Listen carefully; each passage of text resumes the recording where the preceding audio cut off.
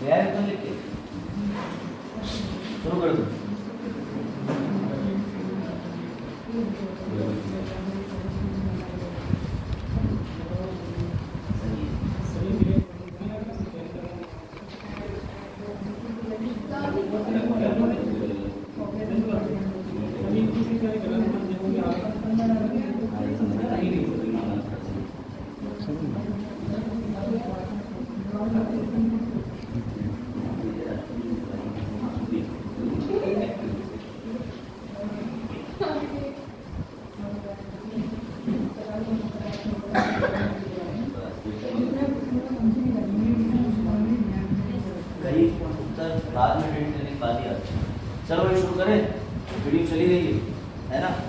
Editorial ही पहले पढ़ लेते हैं, बाकी जब वो आएंगे तो आते रहेंगे।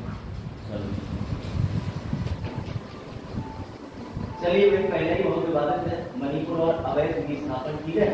अब आप लोगों को अच्छे से पता होगा, आप लोगों ने काफी समय पहले पढ़ा होगा, तो साल भर हो गया घटना दर्ज कि मणिपुर के अंदर भाई कुकी और मेथी हाई कोर्ट के आदेश के बाद विवाद शुरू हो गया था, और उस समय मांग चल रही थी कि धारा 144 लगा दो, और दूसरी समस्या ये थी कि राष्ट्रपति शासन क्यों नहीं लगाया गया। अच्छा, एक बात और है, जब गवर्नमेंट जो केंद्र में है किसी राज्य के अंदर उसी पार्टी की सरकार होती है, तो ये उसकी छवि पे ले लेते हैं वो तरीके कि अगर पता चला साहब हमने यहाँ पर इस तरीके से कोई कृत्य कर दिया तो हमारी इंटरनेशनल लेवल पे भी बहुत ज़्यादा किरकिरी हो जाएगी। तो हुआ क्या था कि म्यांमार के मामले में और बेटा मणिपुर के मामले में आज जो हम पढ़ने वाले हैं, उससे पहले आप मणिपुर की बात तो समझिएगा कि मणिपुर के अंदर आरक्षण को लेकर कुकी मेथी ये सब विवाद हुआ था भौगोलिक क्षेत्र को लेकर, लेकिन अभी फिर से एक और विवाद हो गया। सबको ये पता होगा बड़ा अच्छे से कि हमारे पास अंतर्राष्ट्रीय सीमा साझा करने वाला नेपाल ही नहीं, पाकिस्तान ही नहीं, बांग्लादेश, श्रीलंका ही नहीं, एक और देश भी है जिसे प्यार से बोलते हैं म्यांमार। पता है सभी को। अब ये म्यांमार का इतिहास जो है बेटा, ये बड़ा पुराना इतिहास है। इस म्यांमार को पहले नाम जाना जाता था बर्मा, और बर्मा की राजधानी क्या होती थी? रंगून, और वैसे उसका नाम यंगून है, लेकिन रंगून भी कहते हैं, ठीक है। याद रखिएगा, भारत के पड़ोस में एक देश और है म्यांमार। इसके हमारे जो नॉर्थ ईस्ट के राज्य हैं डायरेक्टली बाउंड्री शेयर करते हैं, जैसे यहाँ से नेपाल हो गया, क्या बिल्कुल ठीक। और ऐसा देखा भी गया कई बार कि म्यांमार से कई सारे लोग आ करके इन नॉर्थ ईस्ट के इलाकों में शादी ब्याह प्रोग्राम सब कर लेते हैं। प्रोग्राम फंक्शन होता है, पता चला साहब टेंट इधर से जा रहा है, तो समझिएगा बात। अब इशू क्या है, इस समय मुख्यमंत्री कौन है म्यांमार के अंदर? क्या ना सर, म्यांमार का मुख्यमंत्री इसका लेना देना तो इंडिया के होंगे। हाँ समझिए ना, ये बेटा जो है मणिपुर के, वही तो मैं वही मैं बता रहा हूँ कि म्यांमार के अंदर मुख्यमंत्री जैसा कोई पद होता ही नहीं, वहाँ स्टेट काउंसलर का होता है, आंग सूकी का पद, वो मैं भी बताता हूँ, समझिएगा। सबसे पहले ध्यान दीजिए कि बेटा मणिपुर के मुख्यमंत्री कौन है? वीरेंद्र कुमार सिंह। इन्होंने क्या करा, इन्होंने 5457 अवैध बीज स्थापित होगा। अब जैसे यहाँ से आपके पड़ोस में नेपाल है या आपके पड़ोस में बांग्लादेश है, तो बांग्लादेश से असम के अंदर अवैध प्रवासी आ जाते हैं। अब यही समस्या जो है वो बेटा कहाँ पर होती है? म्यांमार के पास में होती है और मणिपुर के पास में होती है। इवन नागालैंड और त्रिपुरा में भी घुस जाते हैं लोग। तो इस समस्या को चिन्हित करा गया है, लेकिन खासकर मणिपुर के अंदर बीरेन सिंह कह रहे हैं कि हमने 5457 लोगों की पहचान कर ली है और बायोमेट्रिक डेटा भी ले लिया है, हम उन्हें वापस भेजेंगे। लेकिन जैसे ही इन्होंने वापस भेजने की बात कही, वैसे ही यहाँ पर मच गया दंगा। क्यों भैया दंगे होना शुरू हो गए? लोग चाहते ही नहीं है कि आप उनको वापस भेजो, क्योंकि भाई इस तरीके से उनमें आपस में कम्युनिकेशन हो गया है। वो कह रहे हैं कि हमारी ही जनजाति का हिस्सा है, हमारी परिवार का हिस्सा है, हम इन्हें वापस नहीं जाने देंगे। गृह युद्ध की स्थिति हो चुकी है म्यांमार के अंदर। तो अभी फिलहाल ने जो बीरेन सिंह है, यानी कि जो बीजेपी गवर्नमेंट के मुख्यमंत्री हैं, उन्होंने वहां पर इस मामले पे भी टेम्परेरी रोक लगा दी है, लेकिन वो चिन्हित करके जरूर भविष्य में भेज सकती है, ये बात याद है, ठीक है। ऐसी समस्याएं होती रहती हैं। इनफैक्ट जब ये कहा गया त्रिपुरा से कि तुम भी पहचान करो, तुम भी बायोमेट्रिक करो, तो बेटा त्रिपुरा ने वेरी तो त्रिपुरा ने क्या कर दिया? मना कर दिया। क्या बता रहे, दोबारा बताते, बैठ। हुआ तो कम से कम कितने साल के हो? हाँ 50 साल पहले बहुत बुरा हुआ था, लेकिन अब चलो भाई देख लो, वापस बता दे। और भी कोई आ रहा है? टाइम टेल आई रहे नेशनल पार्क आज दिया। चलो मैं बैठो जल्दी, एक बार और रिवाइज करा दिया। और कोई रह गया पैदल? चलो, अब मुझे पता था तुम लोग आओगे तो म्यांमार के बारे में कुछ नया बताना पड़ेगा, तो जरा ध्यान दीजिएगा, ठीक है। म्यांमार हमारा पड़ोसी जो देश है, उस देश से अवैध प्रवासी भारत के अंदर एंटर कर रहे हैं नॉर्थ ईस्ट की सीमाओं में। सबसे ज्यादा ये इनका जो आना और आवागमन देखा गया है इस क्षेत्र में, जिसका नाम है कामजोंग, ठीक है, KAMJONG, कामजोंग इलाके में। इस इलाके की भैया जाहिर सी बात है, इस क्षेत्र के अंदर अवैध इतने सारे आ रहे हैं, तो इसी को लेकर के मणिपुर के मुख्यमंत्री बीरेंद्र सिंह ने दुख जताया है। उन्होंने इतने लोगों की पहचान कर ली है, 5457 लोगों की, और पहचान करने के बाद उन्होंने ये बोला है कि 5173 को हम वापस भेज देंगे। लेकिन वापस भेजने में भी एक प्रॉब्लम है। अब वहीं के मणिपुर के लोग जो है वो गृह युद्ध में इन्वॉल्व हो गए, वो कह रहे हैं नहीं जाने देंगे, नहीं जाने देंगे। बात आई समझ में? और लेकिन भारत को क्या लगता है आपको कि भारत को वापस भेज देना चाहिए या तुरंत कदम लेना चाहिए, या जैसा चल रहा है वैसा चलने देना चाहिए? बताइए क्या लगता है, फिर आगे बढ़े। क्या लगता है कृष्ण? ठीक है, ये भी बात ठीक है। अब किसी भी देश की राजनीतिक सीमाएं वहाँ की जनजातीय इलाके प्राप्त न कर पाए। भाई राजनीतिक सीमा तो उन्होंने बना दी, लेकिन इससे पहले क्या था, वहाँ का जो समाज था, परंपरागत समाज आदिवासी थे, आजादी से लेकर अब तक वो क्या है, आराम से कुछ आपस में संबंध बना रहे थे लोग। कहाँ पर विरोध चल रहा है, यहाँ पे आ गए, जो पहले तो लोग थे नहीं इसमें। मेरा ऐसा मानना है कि बेटर बहुत इंडिया के लिए होता है। ठीक है, वर्ड हां बताओ। हमारे जो लिखे बॉर्डर पार में वही बात है। बहुत बढ़िया। इस नीति पर सब हम लोग तब करेंगे जब एक नई सरकार आएगी। अभी तो फिलहाल भारत की कोई सरकार ऐसा नहीं सोच पा रही। चलो भाई, अब देख लो, अब आपके लिए थोड़ा म्यांमार की जानकारी, जरा बच्चों ध्यान देना। म्यांमार का म्यांमार का प्राचीन नाम जो है सुन लीजिए। हाँ भैया, म्यांमार, ये म्यांमार के अंदर से लास्ट का जो मार है वही रह जाएगा। देखो ना, ठीक है भैया, समझो। लो बर्मा, सही है। तो बेटा जो बर्मा, जिसका नया नाम म्यांमार है, बेटा समझ लीजिए, यहाँ पर एक टर्म प्रचलित है जिसे कहते हैं बर्मी स्प्रिंग रेवोल्यूशन या बर्मी गृह युद्ध। यहाँ पर इस समय आंतरिक हिस्सा चल रही है। उससे पहले समझ लेते हैं कि आखिर ये म्यांमार है क्या। तो याद रखिएगा, 1935 के अंदर जो local government of India act बनाया गया था ब्रिटिशर्स के द्वारा, उस एक्ट में ये निर्णय लिया गया कि हम बर्मा को भारत से अलग करके एक नया प्रांत घोषित कर देंगे। तो बेटा इन लोगों ने बर्मा को अलग घोषित कर दिया। बाद में जाकर के बर्मा एक अलग देश ही स्थापित हो गया। और याद रखिएगा कि बर्मा की कैपिटल उस समय क्या थी? यंगून। यंगून को ही रंगून कह के संबोधित कर दिया जाता है। अब प्रॉब्लम क्या है बर्मा की, ये समझिए। आओ बेटा, ये रहा भैया, ये देखो म्यांमार के बारे में जान लीजिए कि म्यांमार में सत्ता कैसे चलती है। असल में द्वितीय विश्व युद्ध चल रहा था 1939 से 1945 तक। जब द्वितीय विश्व युद्ध याद हुआ, मतलब खत्म हुआ, एंड हो गया, तो वहां पर ब्रिटिशर्स का कब्जा हो गया था। अब ब्रिटिशर्स का जब कब्जा हो गया था इस बर्मा वाले क्षेत्र में, तो बेटा इन्हें भगाने के लिए कौन आ गई? जापानी फौज। और जापानी फौज ने तो जितने भी सैनिक थे ब्रिटिशर थे तो खदेड़ दिए, लेकिन अब जापान की सैनिक समस्या बन गई। अब वो म्यांमार में लेकर के मजे लेने लगे, वो लोगों से अनचाहा काम करवाते, जापान के अंदर भी लेबर भेजी जाने लगी, और कोई शासक भी म्यांमार के अंदर नहीं था। जापान के लोग इनडायरेक्टली कंट्रोल करते थे। हुआ ये कि यहाँ पर एक नए तरीके से, जैसे आपको पता है कि जब अत हो जाती है तो कोई ना कोई विद्रोह होता ही होता है। तो जैसे 1857 में मंगल पांडे थे, ऐसे बेटा म्यांमार के अंदर एक व्यक्ति थे, उनका नाम था आंग सान। क्या नाम था? आंग सान। आंग सान ने जापान को भगाने में बहुत महत्वपूर्ण भूमिका निभाई। बेटा जब इन्होंने भगा दिया तो उसके बाद इन्होंने वहां पर क्या करा कि अपनी सरकार ले आई, जो कि डेमोक्रेटिक गवर्नमेंट फॉर्म की थी। लेकिन डेमोक्रेटिक गवर्नमेंट लाने के बाद भी एक समस्या और हो गई कि यहाँ पर मिलिट्री कूप होता रहता है। अब तुम कहोगे मिलिट्री कूप क्या है? ये वही चीज है जो पाकिस्तान में होती है।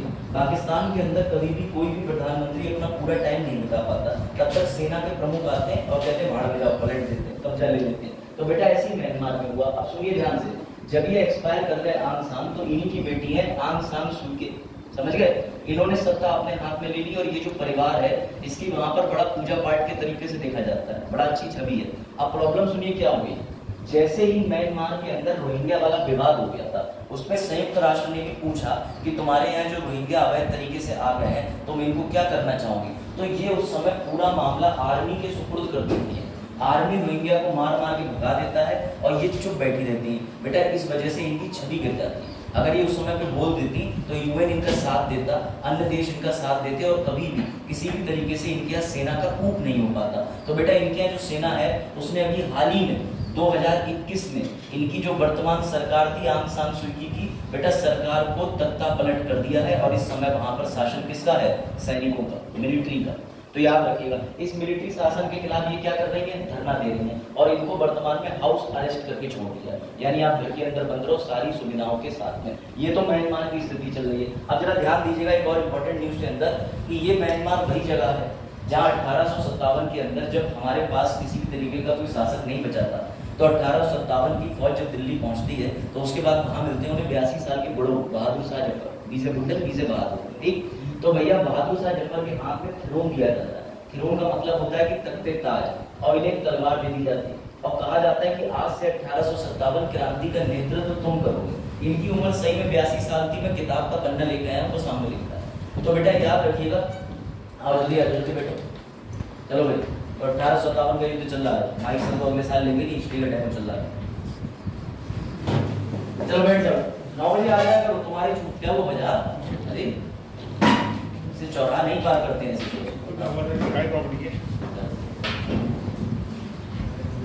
चलो भाई देखो, never focus on moon, always focus on screen, ठीक है। अब जो लोग हैं वो जो बात समझो ध्यान।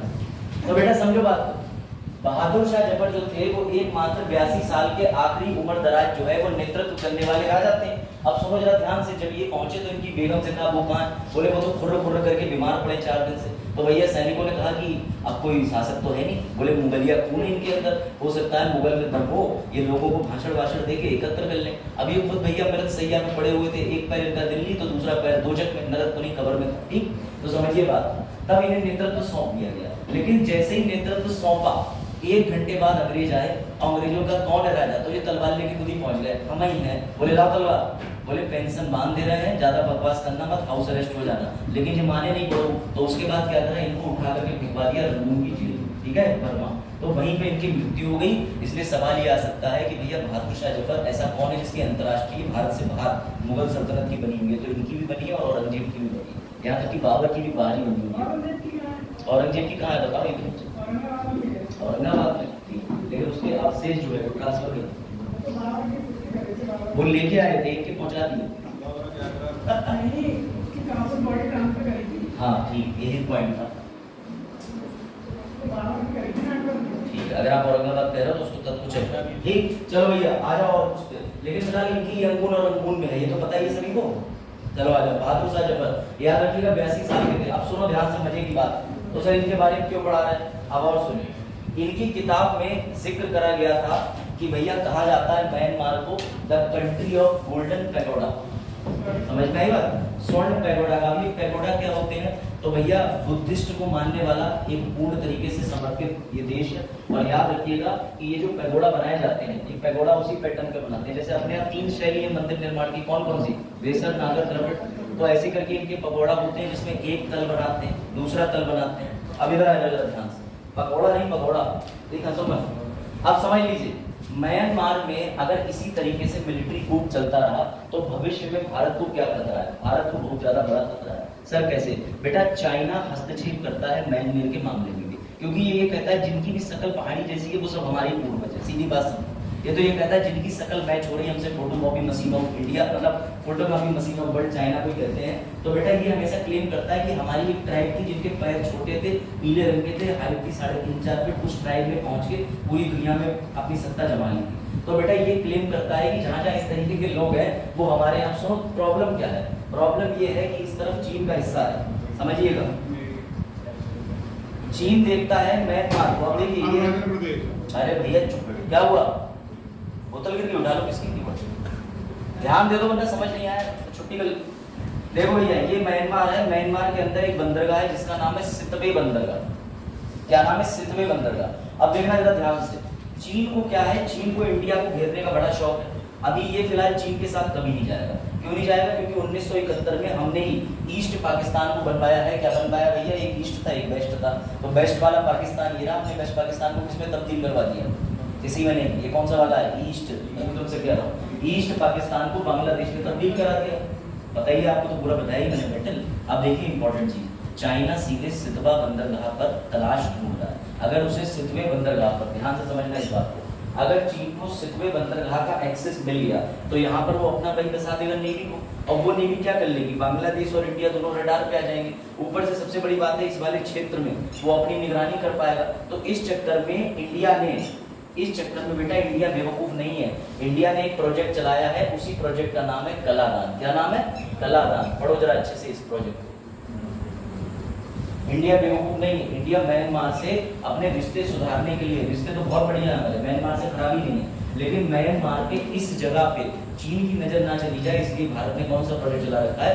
Kaladan multi modal transit transport project.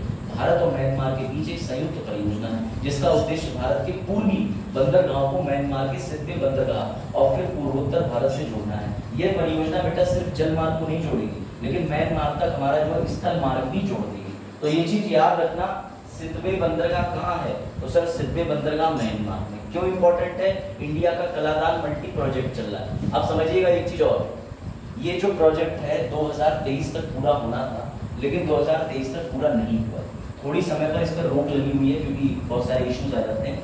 अब उसके बाद हमने इस प्रोजेक्ट को 2024 में नए सिरे से शुरू कर देंगे चुनाव के बाद। प्रोजेक्ट शुरू करने का संकल्प कब लिया था? 2014 से। वार्ता कब हुई थी? 2010 में। तो याद रखिएगा, ठीक है? इस प्रोजेक्ट से हो जाएगा हमारा बेनिफिट। अच्छा एक चीज और बताइए आपके लिए इंपॉर्टेंट होगी, ये भी जान लीजिएगा। अगर भारत में अंतरराष्ट्रीय कोई जहाज आता था पहले, तो मैंने आपको बताया था कि हमारे पास में कोई भी, जैसे मान लो नेपाल है, उसका कोई प्रोडक्ट पहुंचना है तो अंतरराष्ट्रीय तरीके से आता था तो कलकत्ता उतरता था। ये सितवे वाले को भी हम कलकत्ता की बंदरगाह से जोड़ देंगे ताकि क्या होगा, दोनों के बीच में आदान प्रदान तेजी से होता रहेगा। म्यांमार की हमने कोविड में मदद भी करी थी, हमने अपने पड़ोसी जितने भी देश हैं वहाँ कई सारे फ्री वैक्सीन के टीके भेजे, याद रखिएगा, ठीक है? तो म्यांमार सितवे बंदरगाह कौन सा प्रोजेक्ट है? Kaladan multi modal project. चलो ये सबसे विवादित टॉपिक है आज का। ये आप में से आधे लोग एग्री करेंगे, आधे लोग कहेंगे नहीं ऐसा हो ही नहीं सकता।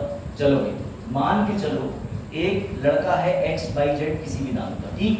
उसने मोटरसाइकिल उठा ली गैस चौराहे से, उसके बाद उसको पुलिस ने पकड़ लिया मोटरसाइकिल के साथ में, ठीक है? तो ये किस श्रेणी में आता है? चोरी। भाई चोरी हो गई ना, उसने बाइक चुराई तभी तो पकड़ा गया। पुलिस ने उसका चालान काटा, चालान काटने के बाद पुलिस ने उसको जेल में डाल दिया। अब मुझे ये बताओ कि पुलिस ने चालान काटा, मोटरसाइकिल के साथ बरामद हो गया, अभी उसका कानूनी मुकदमा शुरू नहीं हुआ, अभी पकड़े हुए 2 घंटे हुए हैं, लेकिन 7 मई को पूरे भारत के अंदर चुनाव है, तो क्या उसे वोट डालने का अधिकार मिलेगा या नहीं? बताओ। चुनाव अधिनियम क्या कहता है? हाँ, चुनाव अधिनियम क्या कहते हैं? चुनाव अधिनियम तो पहले आप बताओ ना, आपका कॉमन सेंस क्या कहता है, तभी तो चुनाव अधिनियम बताएंगे। वो तो फाइनल आंसर पे बताऊंगा ही। और दूसरा एक और भी है, ये भी बता दीजिए, दोनों चीजें बतानी है। जेल के अंदर जो व्यक्ति बंद है, ठीक है, यही मोटरसाइकिल अपराध वाला जो व्यक्ति है, बोला ठीक है मेरा वोट डालने का तो समय आया ही आया, लेकिन मैं चुनाव में भी खड़ा होना चाहता हूँ, तो क्या ये चुनाव में भी खड़ा हो सकता है? अब राजी मुझे जवाब बताओ भैया। ये बयान इमोशनल है। हाँ भाई बताओ, क्या लगता है किसी कैदी को जेल डाल, मतलब जो है जेल से चुनाव लड़ने का अधिकार और वोट डालने का अधिकार है क्या नहीं? बड़ा इंटरेस्टिंग चीज है, मैंने तो पढ़ाई की जब तक सजा नहीं सुनाई जाती। अच्छा और कोई उत्तर देना चाहेगा? सबको डालने का उम्र कैद हो जाए तो उम्र कैद हो जाए पे तो बात छोड़ो, अभी तो मोटरसाइकिल की चोरी बताई है मैंने, अगर उस पर डालने का अधिकार होगा तो उम्र कैद तक तो मैं वैसे ही बताऊंगा क्या होगा। बताओ इस पे लॉजिक लगाओ। है? चलो भाई क्लास में कितने लोग कह रहे हैं कि अधिकार है? यस वाले बताओ, नो वाले बताओ। हाँ भाई मेजोरिटी देखें, वोट करो। यस वाले कितने लोग हैं? हाथ खड़ा करो। अरे तभी तो पता चलेगा, क्लास में 2 वर्ग बटेंगे। वोट डालने का अधिकार है? हाँ। बजात अकेले रहेगा तो अफसोस, तुम्हारा नाम बजात नहीं होता, ज्यादा वोट दो। हाँ चलो और कोई? नो। कितने लोग कह रहे हैं वोट डालने का अधिकार नहीं है? तो बाकी की क्लास न्यूट्रल थोड़ी जाओगे, 2 ही तो विकल्प दिए मैंने, नोटा जा रहे तुम लोग हैं। चलो किस बात कह रहे नहीं।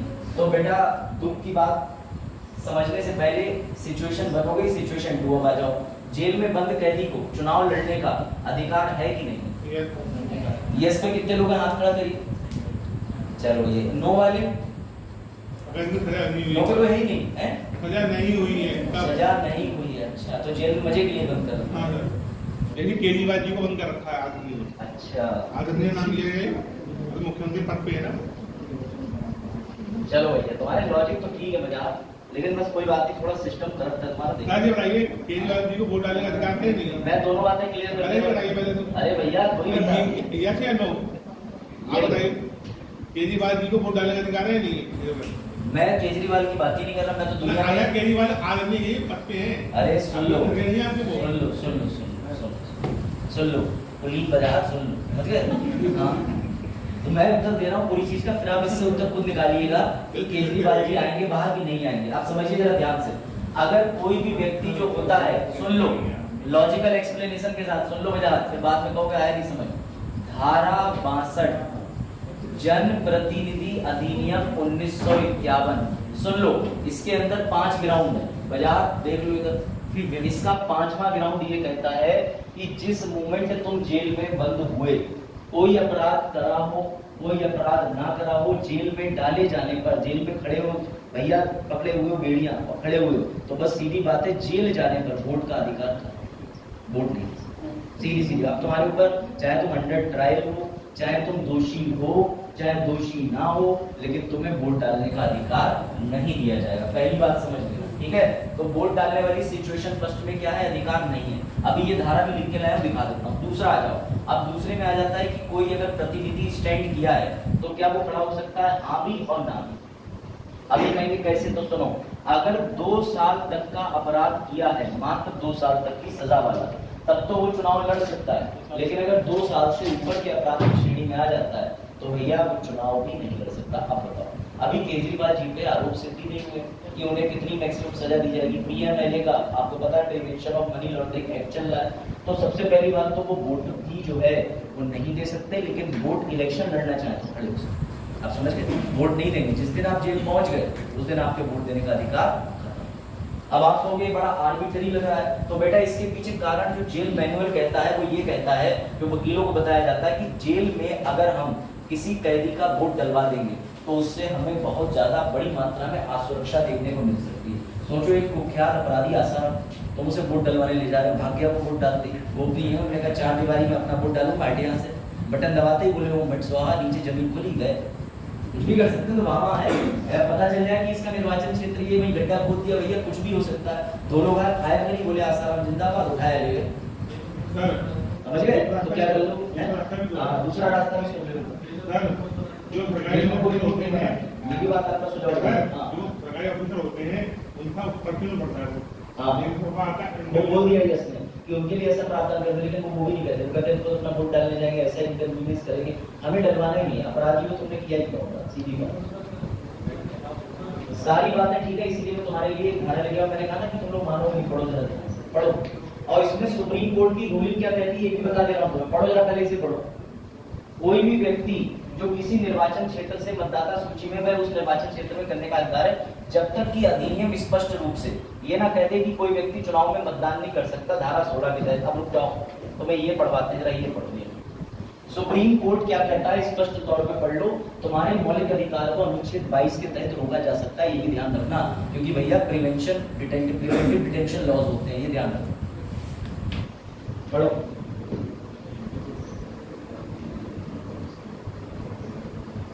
कोई व्यक्ति चुनाव में मतदान नहीं कर सकता यदि वह पुलिस हिरासत में या जेल में है। पुलिस हिरासत मतलब बाजार, तुम्हें सिर्फ पुलिस ने हथकड़ी डाल के अरेस्ट कर लिया और बैठा ले रखी 24 घंटे बाहर थाने में, तो भी बस हो गया काम, आपको वोट नहीं दिया जाएगा। 1983 में सुप्रीम कोर्ट ने फैसला सुनाया कि ये प्रावधान उचित और सार्वजनिक हित में है। सुप्रीम कोर्ट का फैसला है, देखो क्या लिखा हुआ, और यह भेदभावपूर्ण या मनमाना नहीं है। तो भैया पुलिस हिरासत में आए नहीं, वोट खत्म, उस वर्ष वोट खत्म। ये बात आई समझ में? अब सुनो तुम और इंटरेस्टिंग चीज, एक चीज और ध्यान रखना। हाँ, पुलिस भर्ती होने के बाद क्या बोल रहे हो? तुम्हारे बस की नहीं। देखो देखो इधर, पता नहीं तुम कहाँ तैनाती लोग नहीं।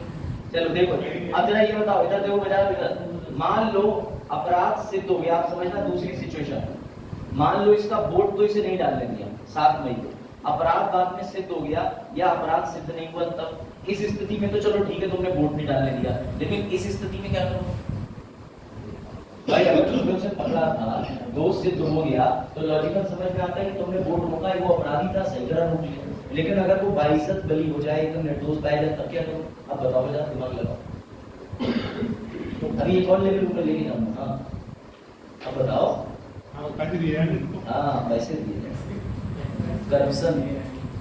तुम्हें तो 2 मिनट में नौकरी से निकलवाना बहुत आसान, एक लॉलीपॉप लेके जाओ, हो गया काम।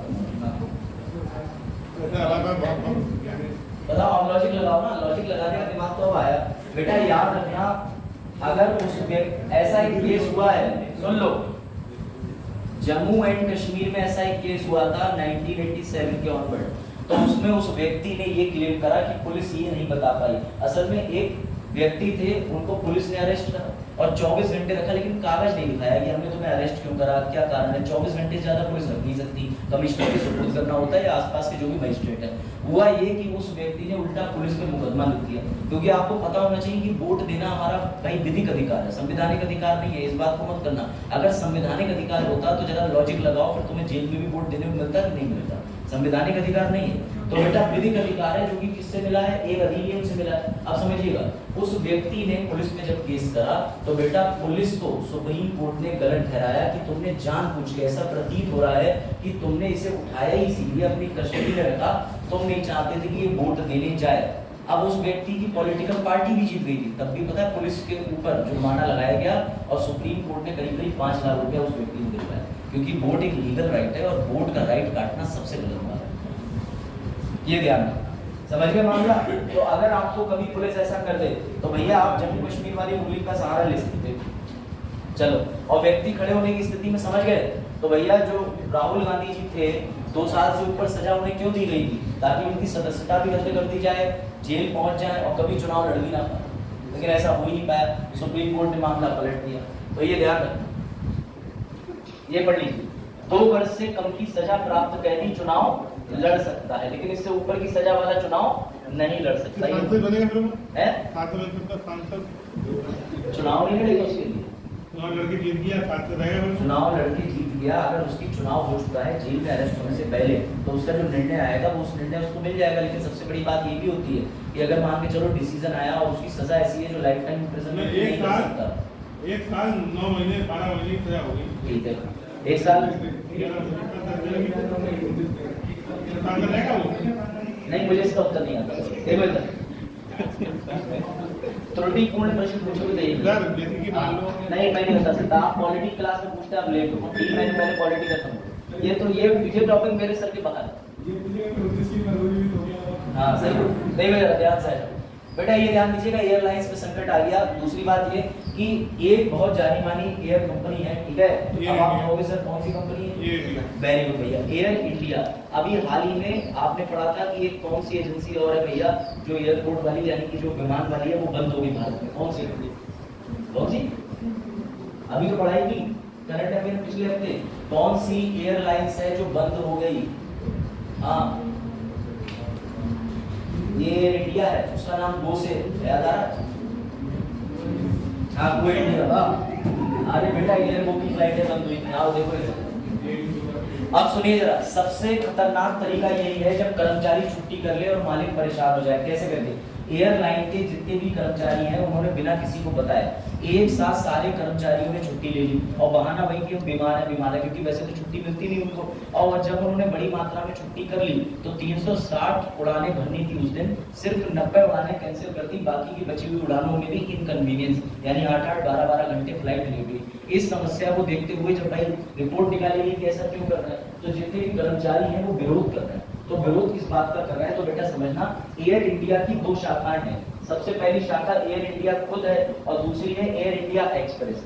एयर इंडिया को टाटा समूह को बेचा जाता है और उसने ये एग्री कर दिया है कि हम खरीद लेंगे। अब टाटा वाला क्या करेगा, वो एयर इंडिया को अपनी खुद की विस्तारा नाम की एयरलाइन है उससे जोड़ेगा, और दूसरी वाली ये जो बेटा ये टाटा समूह की पुरानी एयरलाइन से जोड़ देगा, ठीक है।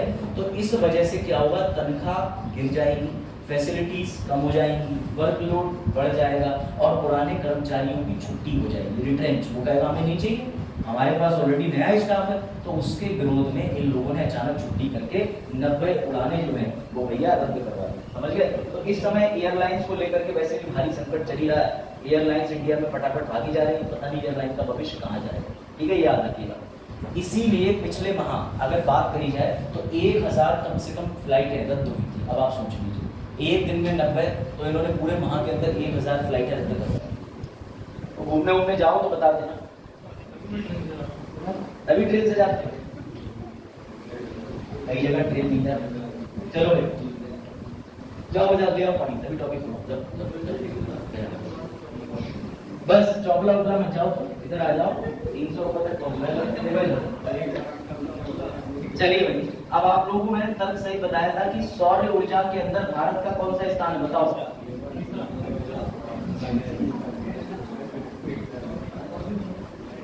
निर्माण पहले चौथा था, अब तीसरा हो गया है किसमें, उत्पादक। ठीक, आप समझ लीजिएगा, एक होता है कि हम बनाएंगे बेचेंगे, एक होता है कंज्यूम करेंगे। तो इसमें जापान को हटा करके इंडिया आ गया है भैया कौन सी श्रेणी पे, तो तीसरे नंबर की श्रेणी पे। समझिएगा बात को, भारत के अंदर सौर ऊर्जा का स्कोप बड़ा तेजी से बढ़ रहा है। जब भारत के अंदर सौर ऊर्जा की चर्चा हुई थी तो आज से कुछ वर्ष पूर्व फ्रांस के इमैनुअल मैक्रोन जो है वो भारत में, बाजार बाहर जाकर बात करो, उसकी आवाज यहाँ पर आए। चलो तो समझिएगा, फ्रांस ने इंडिया के साथ में मिलके बेटा, फ्रांस और इंडिया ने आपस में एक अंतरराष्ट्रीय सौर अलायंस बनाया था, जिसका ऑफिस कहाँ स्थापित करा था, गुरुग्राम के अंदर। तो समझिएगा ध्यान से, अभी एक रिपोर्ट आई है। अब ये एम्बर कंसल्टेंसी नाम की एक संस्था है। किस नाम की, एम्बर। ये वही संस्था है जिसके परफ्यूम गाड़ियों में लगे हुए होते हैं, एम्बर नाम के, आपने देखे होंगे एम्बर के परफ्यूम आते हैं। ये वही संस्था है, ये एयर क्वालिटी वगैरह की जांच करती है। अब समझिएगा ध्यान से, इसने क्या बोला कि भारत तीसरा सबसे बड़ा उत्पादक बन गया है और हमने किसको पीछे छोड़ दिया है, जापान को। ये रिपोर्ट आई है, टॉप 3 सबसे बड़े कौन उत्पादक हैं, जरा ये चीज देखिए।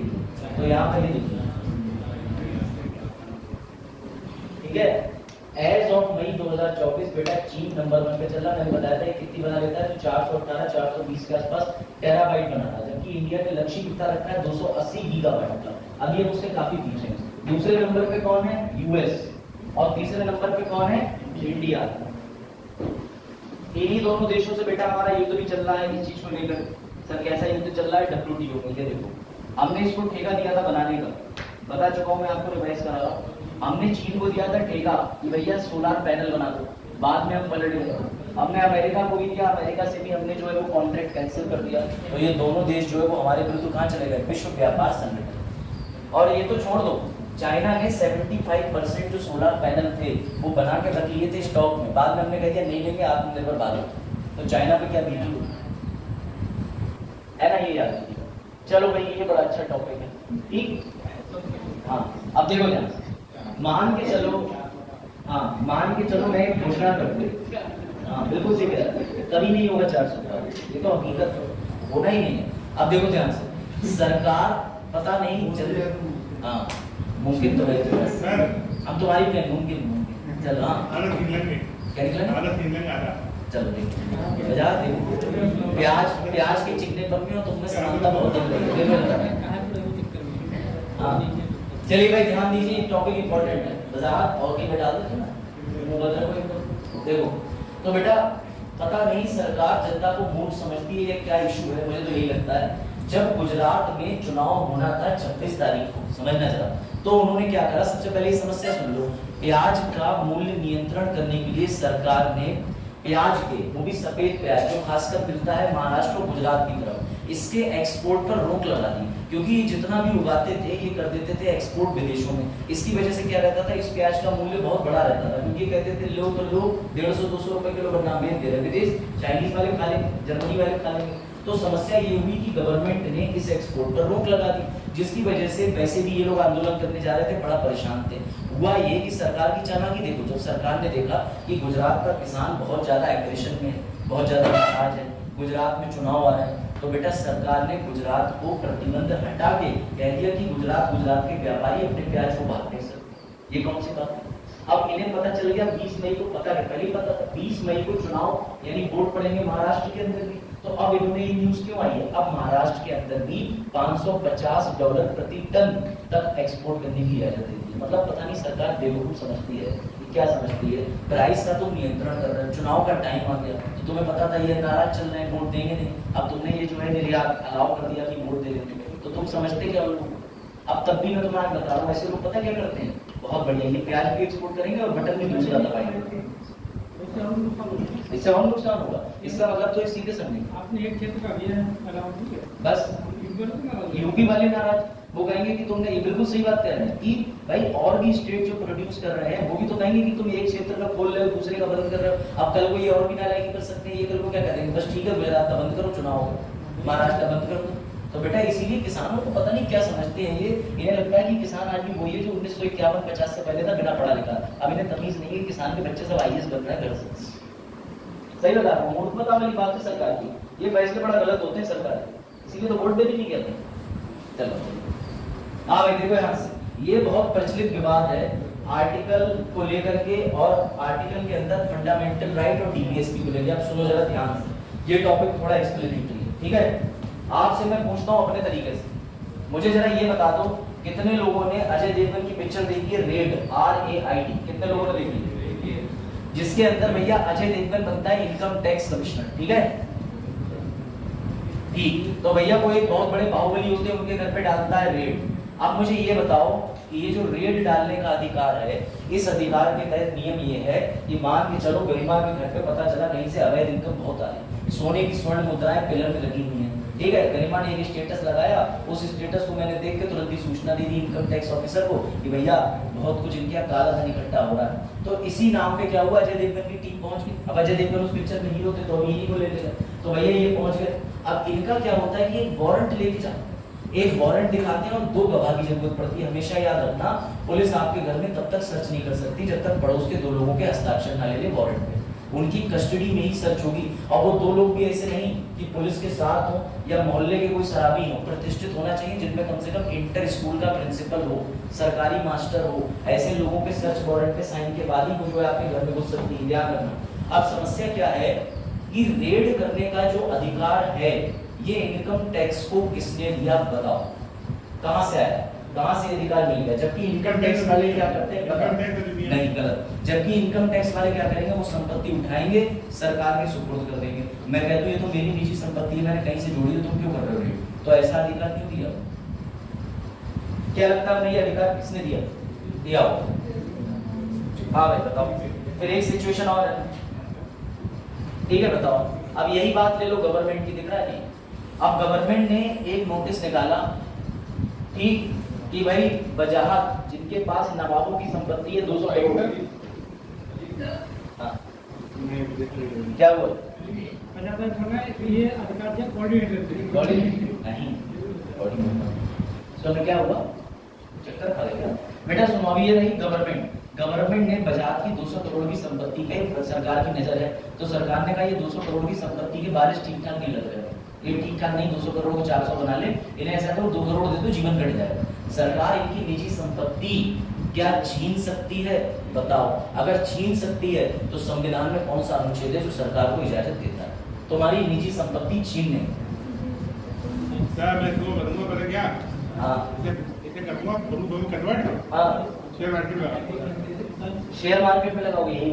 देखो उत्तर बताया, उत्तर सरकार तुम्हारी निजी संपत्ति छीन सकती है कि नहीं? अगर छीन सकती है कौन सा अनुच्छेद और किस अनुच्छेद में किसे शक्ति मिली? क्योंकि बेटा याद रखना, इंदिरा गांधी जी एक ऐसी महिला थी जिन्होंने तुम्हारी निजी संपत्ति की धज्जियां उड़ाई थी। हाँ बताओ। 39 जो है सेक्शन, मैं तुम्हें बता दे रहा हूँ, ध्यान से सुनना। देखो कॉन्स्टिट्यूशन के 3 आर्टिकल एक्टिव हो जाते हैं और एक संशोधन। मैं तुम्हें इसे अच्छे से एक्सप्लेन कर दे रहा हूँ, तुम्हें समझ आएगा। मेरा भाई संशोधन पता है ना? अब लो देखो, अब इस चीज को समझिएगा और बड़ा अच्छे से। एक है अनुच्छेद 13, आर्टिकल 13। ये क्या कहता है बताओ? ये तो बेसिक बात सबको बताओगे, बताओ क्या कहता है? आर्टिकल 13 ये कहता है कि ऐसी कोई भी चीज जो मौलिक अधिकार फंडामेंटल राइट के विरुद्ध बनाई जाएगी, अगेंस्ट जाएगी, तो बेटा वो अनकॉन्स्टिट्यूशनल हो जाएगी। यानी अगर सरकार स्टेट रिजर्वेशन को 70% कर दे तो वो अगेंस्ट हो जाएगा। अगर देखा जाए केरला को छोड़ दो बहुत बात, ठीक, केरला में तो 100% रिजर्वेशन की कोशिश चल रही है। अब ये ध्यान रखना, सिंपल सी बात, आर्टिकल 13 कहता है कि अगर कोई भी सरकार आपके मौलिक अधिकार का उल्लंघन करने वाला नियम बनाता है तो वो स्वतः ही क्या हो जाएंगे? असंवैधानिक हो जाएंगे। ये बात सभी को पता है। अच्छा, इस फंडामेंटल राइट के बाद में क्या चीज आती है? DPSP। DPSP का मतलब क्या होता है? DPSP का मतलब ये है कि अगर मेरे पास संसाधन है तो मैं तुम्हारे लिए दूंगा, नहीं है तो नहीं दूंगा। सरकार पर नौकरी का प्रेशर नहीं बना सकते। सरकार कहेगी वो DPSP के अंतर्गत आता है, माना मेरी ड्यूटी है लेकिन तुम मुझे मजबूर नहीं कर सकते। मैं प्रत्येक व्यक्ति को चाहता हूं कि उसका पक्का मकान हो, लेकिन मेरे पास इतने पैसे नहीं है तो तुम मुझे मजबूर नहीं कर सकते। ये डीपीएसपी होते हैं, ये डिपेंड करते हैं इंटेंशन पे, मॉरल ड्यूटी ज्यादा होती है। आप समझिएगा, एक तरफ होता है आर्टिकल 368, ये किसका अधिकार देता है? ठीक, अब तुम मेरा बुद्धि लगा के बताओ, क्या मैं कोई डीपीएसपी के अंदर ऐसा कोई भी संशोधन कर सकता हूं जिससे ये फंडामेंटल राइट खराब हो जाए और मैं कह दूं कि भैया ये रहा मेरा संशोधन 1971 का, इस संशोधन के तहत डीपीएसपी बड़ी हो जाएगी, फंडामेंटल राइट छोटे हो जाएंगे? क्या ऐसा संभव? बताओ, क्या मैं डीपीएसपी को फंडामेंटल राइट से ऊपर ले जा सकता हूं? क्या लगता है, ले जा सकते हैं? भाई सोचने की बात है कि मौलिक अधिकार में आर्टिकल 13 आ गया, वो बचा रहा है, वो कह रहा है जैसे तुमने अगेंस्ट में रोका नहीं। हाँ, क्या लगता है? आर्टिकल 14 जो समानता का अधिकार है, ठीक है, समानता का अधिकार को पूरा करने के लिए संपत्ति का समान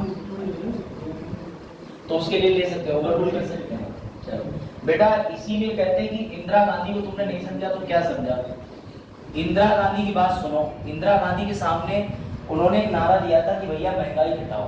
अब उसके लिए संपत्ति राजे रजवाड़ों से छीननी पड़ रही थी, ये प्रीविटी पर्स लिए हुए बैठे हुए थे, इनके पास अरबों रुपए की संपत्ति थी। उसने कहा ये ऐसे संपत्ति देंगे नहीं, इनकी संपत्ति में जब मांगने जाती है तो पता है क्या कहते थे? समान नागरिक से भी लो, हम राजे रजवाड़ों के संग तुम अंतर कर रही हो, आर्टिकल 14 का हनन कर रही हो, हम भी समान है, संविधान में आर्टिकल 14 मिला है, तुम हमारी संपत्ति नहीं ले सकती। तो बेटा, इंदिरा जी ने 1971 के अंदर 25वां संविधान संशोधन करके 31 का सी डाला।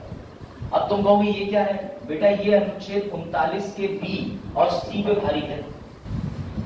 इंदिरा गांधी जी ने डीपीएसपी को फंडामेंटल राइट से ज्यादा पावर देके ये कह दिया था कि अनुच्छेद 39 का बी और सी जो असमानता घटाने के लिए अगर अनुच्छेद 14 को हटाना पड़ा या उसके विरुद्ध कार्य करना पड़ा तो इसकी इजाजत देता है। ये बात इंदिरा गांधी जी ने कर दी थी। इसी के तहत जैसे ही 39 में बी और सी की परिभाषा नए सिरे से करी गई, वैसे इनकम टैक्स ऑफिस खुश हो गया, बोला अब मजा आएगा, क्योंकि अब हमें रेड डालने का अधिकार जो मिल गया, हम किसी भी व्यक्ति के यहाँ रेड डाल सकते हैं। क्यों? इंदिरा गांधी जी के यहाँ पहुंच सकते हैं। तो आर्टिकल 14 की आड़ में मुझे तुम पे शक है, तुम्हारे यहाँ जाऊंगा, तुम राजा हो, तुम्हारे यहाँ जाऊंगा, संपत्ति का ब्यौरा मांगो, पहली चीज। अब ये इस समय लाइमलाइट में क्यों है? क्योंकि बेटा सुप्रीम कोर्ट में एक मामला फिर से पहुंच गया है। सुप्रीम कोर्ट में मामला इसलिए पहुंचा है क्योंकि अब जितने भी सुप्रीम कोर्ट के अंदर मैटर जा रहे हैं, कई काफी समय से उन पे सुनवाई करनी थी। वो मैटर क्या है? वो ये है कि संपत्ति को बराबर मात्रा में, यानी कि कॉमन गुड के रूप में स्थापित कर दिया जाए। कि आपने सुना भी था कि बयान दिया जा रहा था, सरकार कह रही थी कि भैया रॉबिन हुड अप्रोच, मैंने आपको यहाँ पढ़ाया भी था कि अमीरों से लेंगे गरीबों में देंगे। तो क्या तुम्हारी निजी संपत्ति सरकार लेके अपने नाम करके राष्ट्र में बांट सकती है? तुम्हारी कैपिटल सरकार इस 39 अनुच्छेद का प्रयोग करके ले सकती है? इसी में सुप्रीम कोर्ट में मामला चल रहा है। अब तुम्हें क्या लगता है, बताओ, तुम्हारी संपत्ति पर रिस्क है कि नहीं है? तो सुनो भैया एक और रिस्क की बात। जब ये साल था तो 1971 का वर्ष चल रहा था। 1971 के बाद केशव नंदा भारती केस आया। केशव नंदा भारती केस ने इस 39 के बी सी को, जो कि 31 का सी था 1971 में 25वां संविधान संशोधन, उसको समाप्त नहीं करा, लेकिन ये कह दिया ये मूल ढांचे पर किसी प्रकार की चोट ना दे, क्योंकि 1973 में बेसिक स्ट्रक्चर डॉक्ट्रिन थ्योरी निकल के आई, समझिएगा। तो केशव नंदा भारती। लेकिन इंदिरा गांधी जी फिर और चालाक निकली, उन्होंने 1973 के बाद 1975 में इमरजेंसी लगाई। तब केशव नंदा भारती मामले को भी पलटने का प्रयास कर दिया कि मैं कोई भी मौलिक अधिकार के अंदर असमानता ला सकती हूँ, अनुच्छेद 39 का प्रयोग करके, बिना किसी सुप्रीम कोर्ट कभी भी हस्तक्षेप नहीं करेगा। यानी सुप्रीम कोर्ट को हस्तक्षेप से बाहर कर दिया था इंदिरा जी ने। लेकिन उसके बाद सुप्रीम कोर्ट ने भी अंतिम फैसला सुनाया मिनेर्वा मिल के केस में, जिसमें उसने कहा कि किसी भी तरीके की चीज में न्यायिक समीक्षा करने का अधिकार सुप्रीम कोर्ट को है। मैं टाइमलाइन दोबारा बता रहा हूँ, तब पढ़ रहा होगा, क्वालिटी तुम्हारी होगी ना। चलो ध्यान से समझना, बहुत अच्छे से, और बाजार ध्यान देना तुम तो खासकर, वरना यहाँ कुछ और लिखा होगा, समझिएगा। कौन सा आर्टिकल है? 13। ये कहता है कि फंडामेंटल राइट पे किसी भी प्रकार से उल्लंघन नहीं हो सकता। बेटा वर्ड याद रखना, उल्लंघन को कहते हैं वायलेशन, ठीक है। अगर वायलेशन होगा तो तुम कहां जा सकते हो? Article 32, article 234, supreme court, high court. किसके विरुद्ध जा सकते हो? सरकार के विरुद्ध। क्यों जा सकते हो? क्योंकि संविधान में छेड़छाड़ करने का अधिकार किसको है? सरकार को। ये तो बात क्लियर पता है ना। आर्टिकल 368 के अंदर लेजिस्लेटिव भी तो चेंजेस करता है। अब समझना, इंदिरा गांधी जी को पता था कि एक आर्टिकल 14 आता है जो बात करता है किसकी? समानता की, और एक आर्टिकल 31 आता है जो उस समय तक था जो बात करता है संपत्ति की। अगर कोई व्यक्ति के पास में संपत्ति है तो उसका मौलिक अधिकार था। आपको पता होगा मोरारजी देसाई ने नियम बदला था 1978 की 44वें संविधान संशोधन। अब समझना, इंदिरा जी बोली मुझे राजे रजवाड़ों को गरीब के बराबर करना है, समानता खत्म कर दी। दूसरा, मुझे इनकी संपत्ति लूंगी तभी तो भाई गरीब होंगे। तो बेटा इंदिरा गांधी जी ने इस सोच के साथ 1971 के अंदर, ध्यान देना, कौन सा संविधान संशोधन करा? 25। इसमें उन्होंने इस 31 के अंदर क्या जोड़ दिया? सी। हालांकि याद रखना 24वां संविधान संशोधन भी करा था, 31 का ए जोड़ा था, 31 का बी भी जोड़ा था। अब बेटा इन्होंने ऐसा क्यों करा? इसका भी सुन लो। 1971 में इंदिरा गांधी जी ने जब ये इसको ऐड करा तो 1900 क्या चीज है? समझ आ रहा? बताओ, देखना 31 सी क्यों लाइमलाइट में था, समझना बेटा, बिना डिस्टर्बेंस के समझना वरना उड़ जाएगा दिमाग से। इसी का प्रयोग करके केशव नंदा जी की जमीन छीन ली। मेरी बात समझना। अब ये डायग्राम 2 से 3 बार देखो और समझो। पहले संपत्ति और समानता का अधिकार जो है वो किसी नागरिक की जमीन सरकार को लेने नहीं देता था। इंदिरा जी ने कहा मुझे गरीबी हटाओ कर लाना चाहिए, मुझे राजे रजवाड़े की जमीनें चाहिए, जमींदारों की जमीन चाहिए। बेटा 31 के तहत संपत्ति मौलिक अधिकार था। तो इंदिरा जी ने क्या करा? 1971 के अंदर 25वां संविधान संशोधन लाई। उसी 31 जो तुम्हारा संपत्ति का अधिकार देता है उसमें एक अलग से क्लॉज जोड़ दिया, 31 का सी। उस 31 के सी आने के बाद केशव नंदा भारती की केरल की जमीन हथिया ली गई। तभी तो केशव नंदा भारती 1971 के बाद सुप्रीम कोर्ट जाएंगे कि भैया मेरी जमीन तुमने क्यों हथिया ली। अब आई बात समझ में। जब केशव नंदा भारती सुप्रीम कोर्ट पहुंचे तो 1973 के अंदर सुप्रीम कोर्ट ने कह दिया ये भी ठीक, ये भी ठीक, ये भी ठीक, लेकिन जुडिशियल रिव्यू यानी कि न्यायिक समीक्षा जो इसकी पावर कौन देता है? आर्टिकल 13, तुम वो नहीं छीन सकते। मैं किसी भी मामले पे न्यायिक समीक्षा कर सकता हूँ। लेकिन फिर और दुख की बात थी, जब ये पूरा प्रकरण हो गया बेटा तो इसके बाद देश में क्या शुरू हो गई? इमरजेंसी। इमरजेंसी के समय पे 1976 में 42वां संविधान संशोधन कर दिया। किसके अंदर कर दिया? आर्टिकल 368 में, आर्टिकल 13 में। ये कह दिया इसका प्रभाव इस पे पड़ सकता है और जब इसमें कोई बदलाव होगा तो इस पर प्रभाव नहीं पड़ेगा। उसने दोनों के अंदर क्लॉज ऐड कर दिए। जब इंदिरा गांधी जी ने ये दोनों क्लॉज ऐड कर दिए तो सुप्रीम कोर्ट को मजबूरी में 1980 में एक केस में निर्णय देने पड़ा जिसका नाम था बेटा मिनेर्वा मिल केस। इसमें कौन थे? तो इसमें थे बाई बी चंद्रचूड़ साहब। बाई बी चंद्रचूड़ साहब ने बोला था जुडिशियल रिव्यू इज एवरीवेयर, यानी कि न्यायिक समीक्षा हर जगह है। अब आई बात समझ। इसी पूरे केस की रेलेवेंसी को अब क्यों सर आपने बताया? क्योंकि अब तुम्हारी आय लेके, निजी संपत्ति लेके बांटी जाएगी या सरकार अपने अधिपत्य में ले लेगी, उसको चैलेंज किया गया। ये संपत्ति ये नहीं कि तुम जो मेहनत से हर महीने सैलरी निकाल ले रहे हो सरकार तुम्हारी वो सैलरी छीन लेगी। सरकार कह रही है कि बहुत सी संपत्ति अभी भी छुपी हुई है लोगों को। 200-500 करोड़ जमा हो गया अडानी अंबानी पे, जो कि क्योंकि एक रिपोर्ट आई थी, मैंने आपको बताया कि 1% लोगों पे पूरे भारत की 40% संपत्ति है। ये कितना बड़ा इनइक्वालिटी। तो इसी के लिए सुप्रीम कोर्ट में बात पहुंचा हुआ है।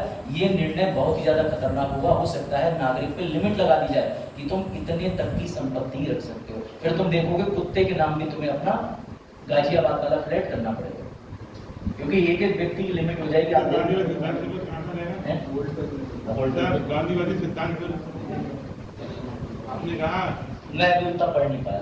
सीली कानून आया था, सीली कानून आया था, ठीक है। वो केशव नंदा से पहले आया था, बाद में? केशव नंदा से जस्ट पहले, जिसके अंदर केशव, ये जो आप कह रहे हैं वो इसी को था। भूमि का वो भी था जब केशव नंदा भारती मैंने पढ़ाया था केस, तो मैं बताया था केरला लैंड एक्विजिशन एक्ट आया।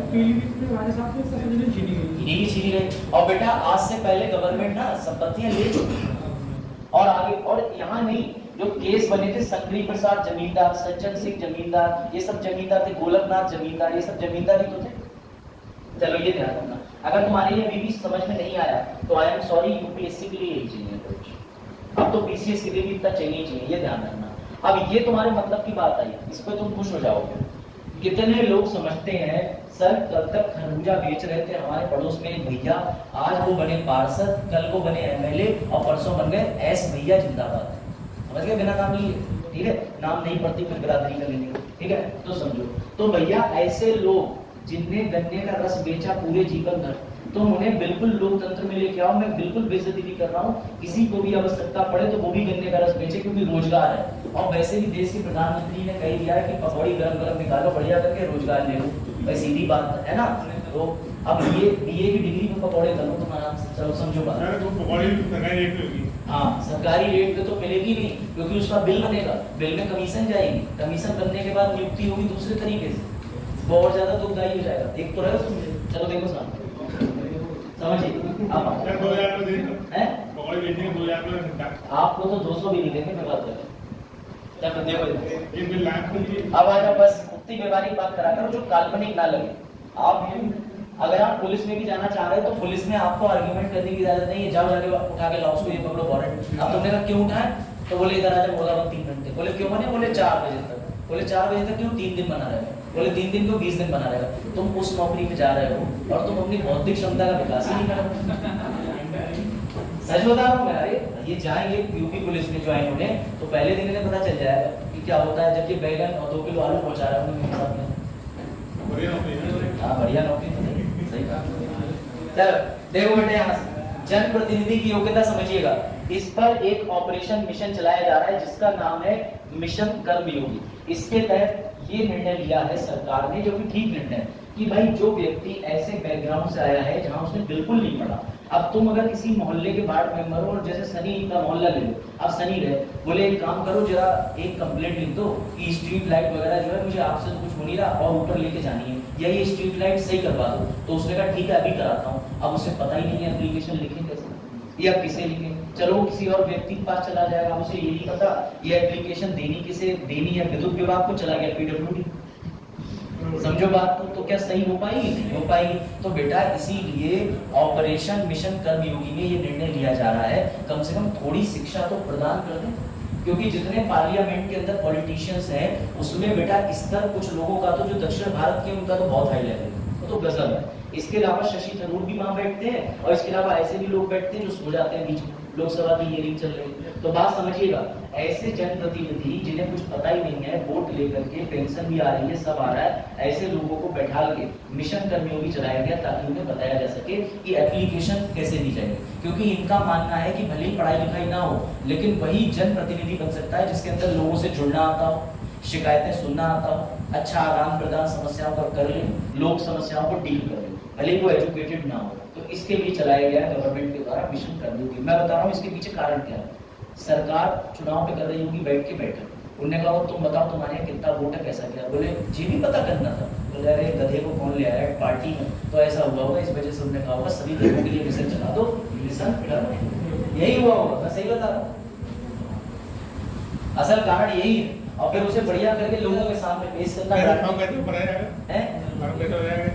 क्या आ जाएगा इसमें, इसका फॉर्म बनने के लिए आपको पहले MP या MLA बनना पड़ेगा,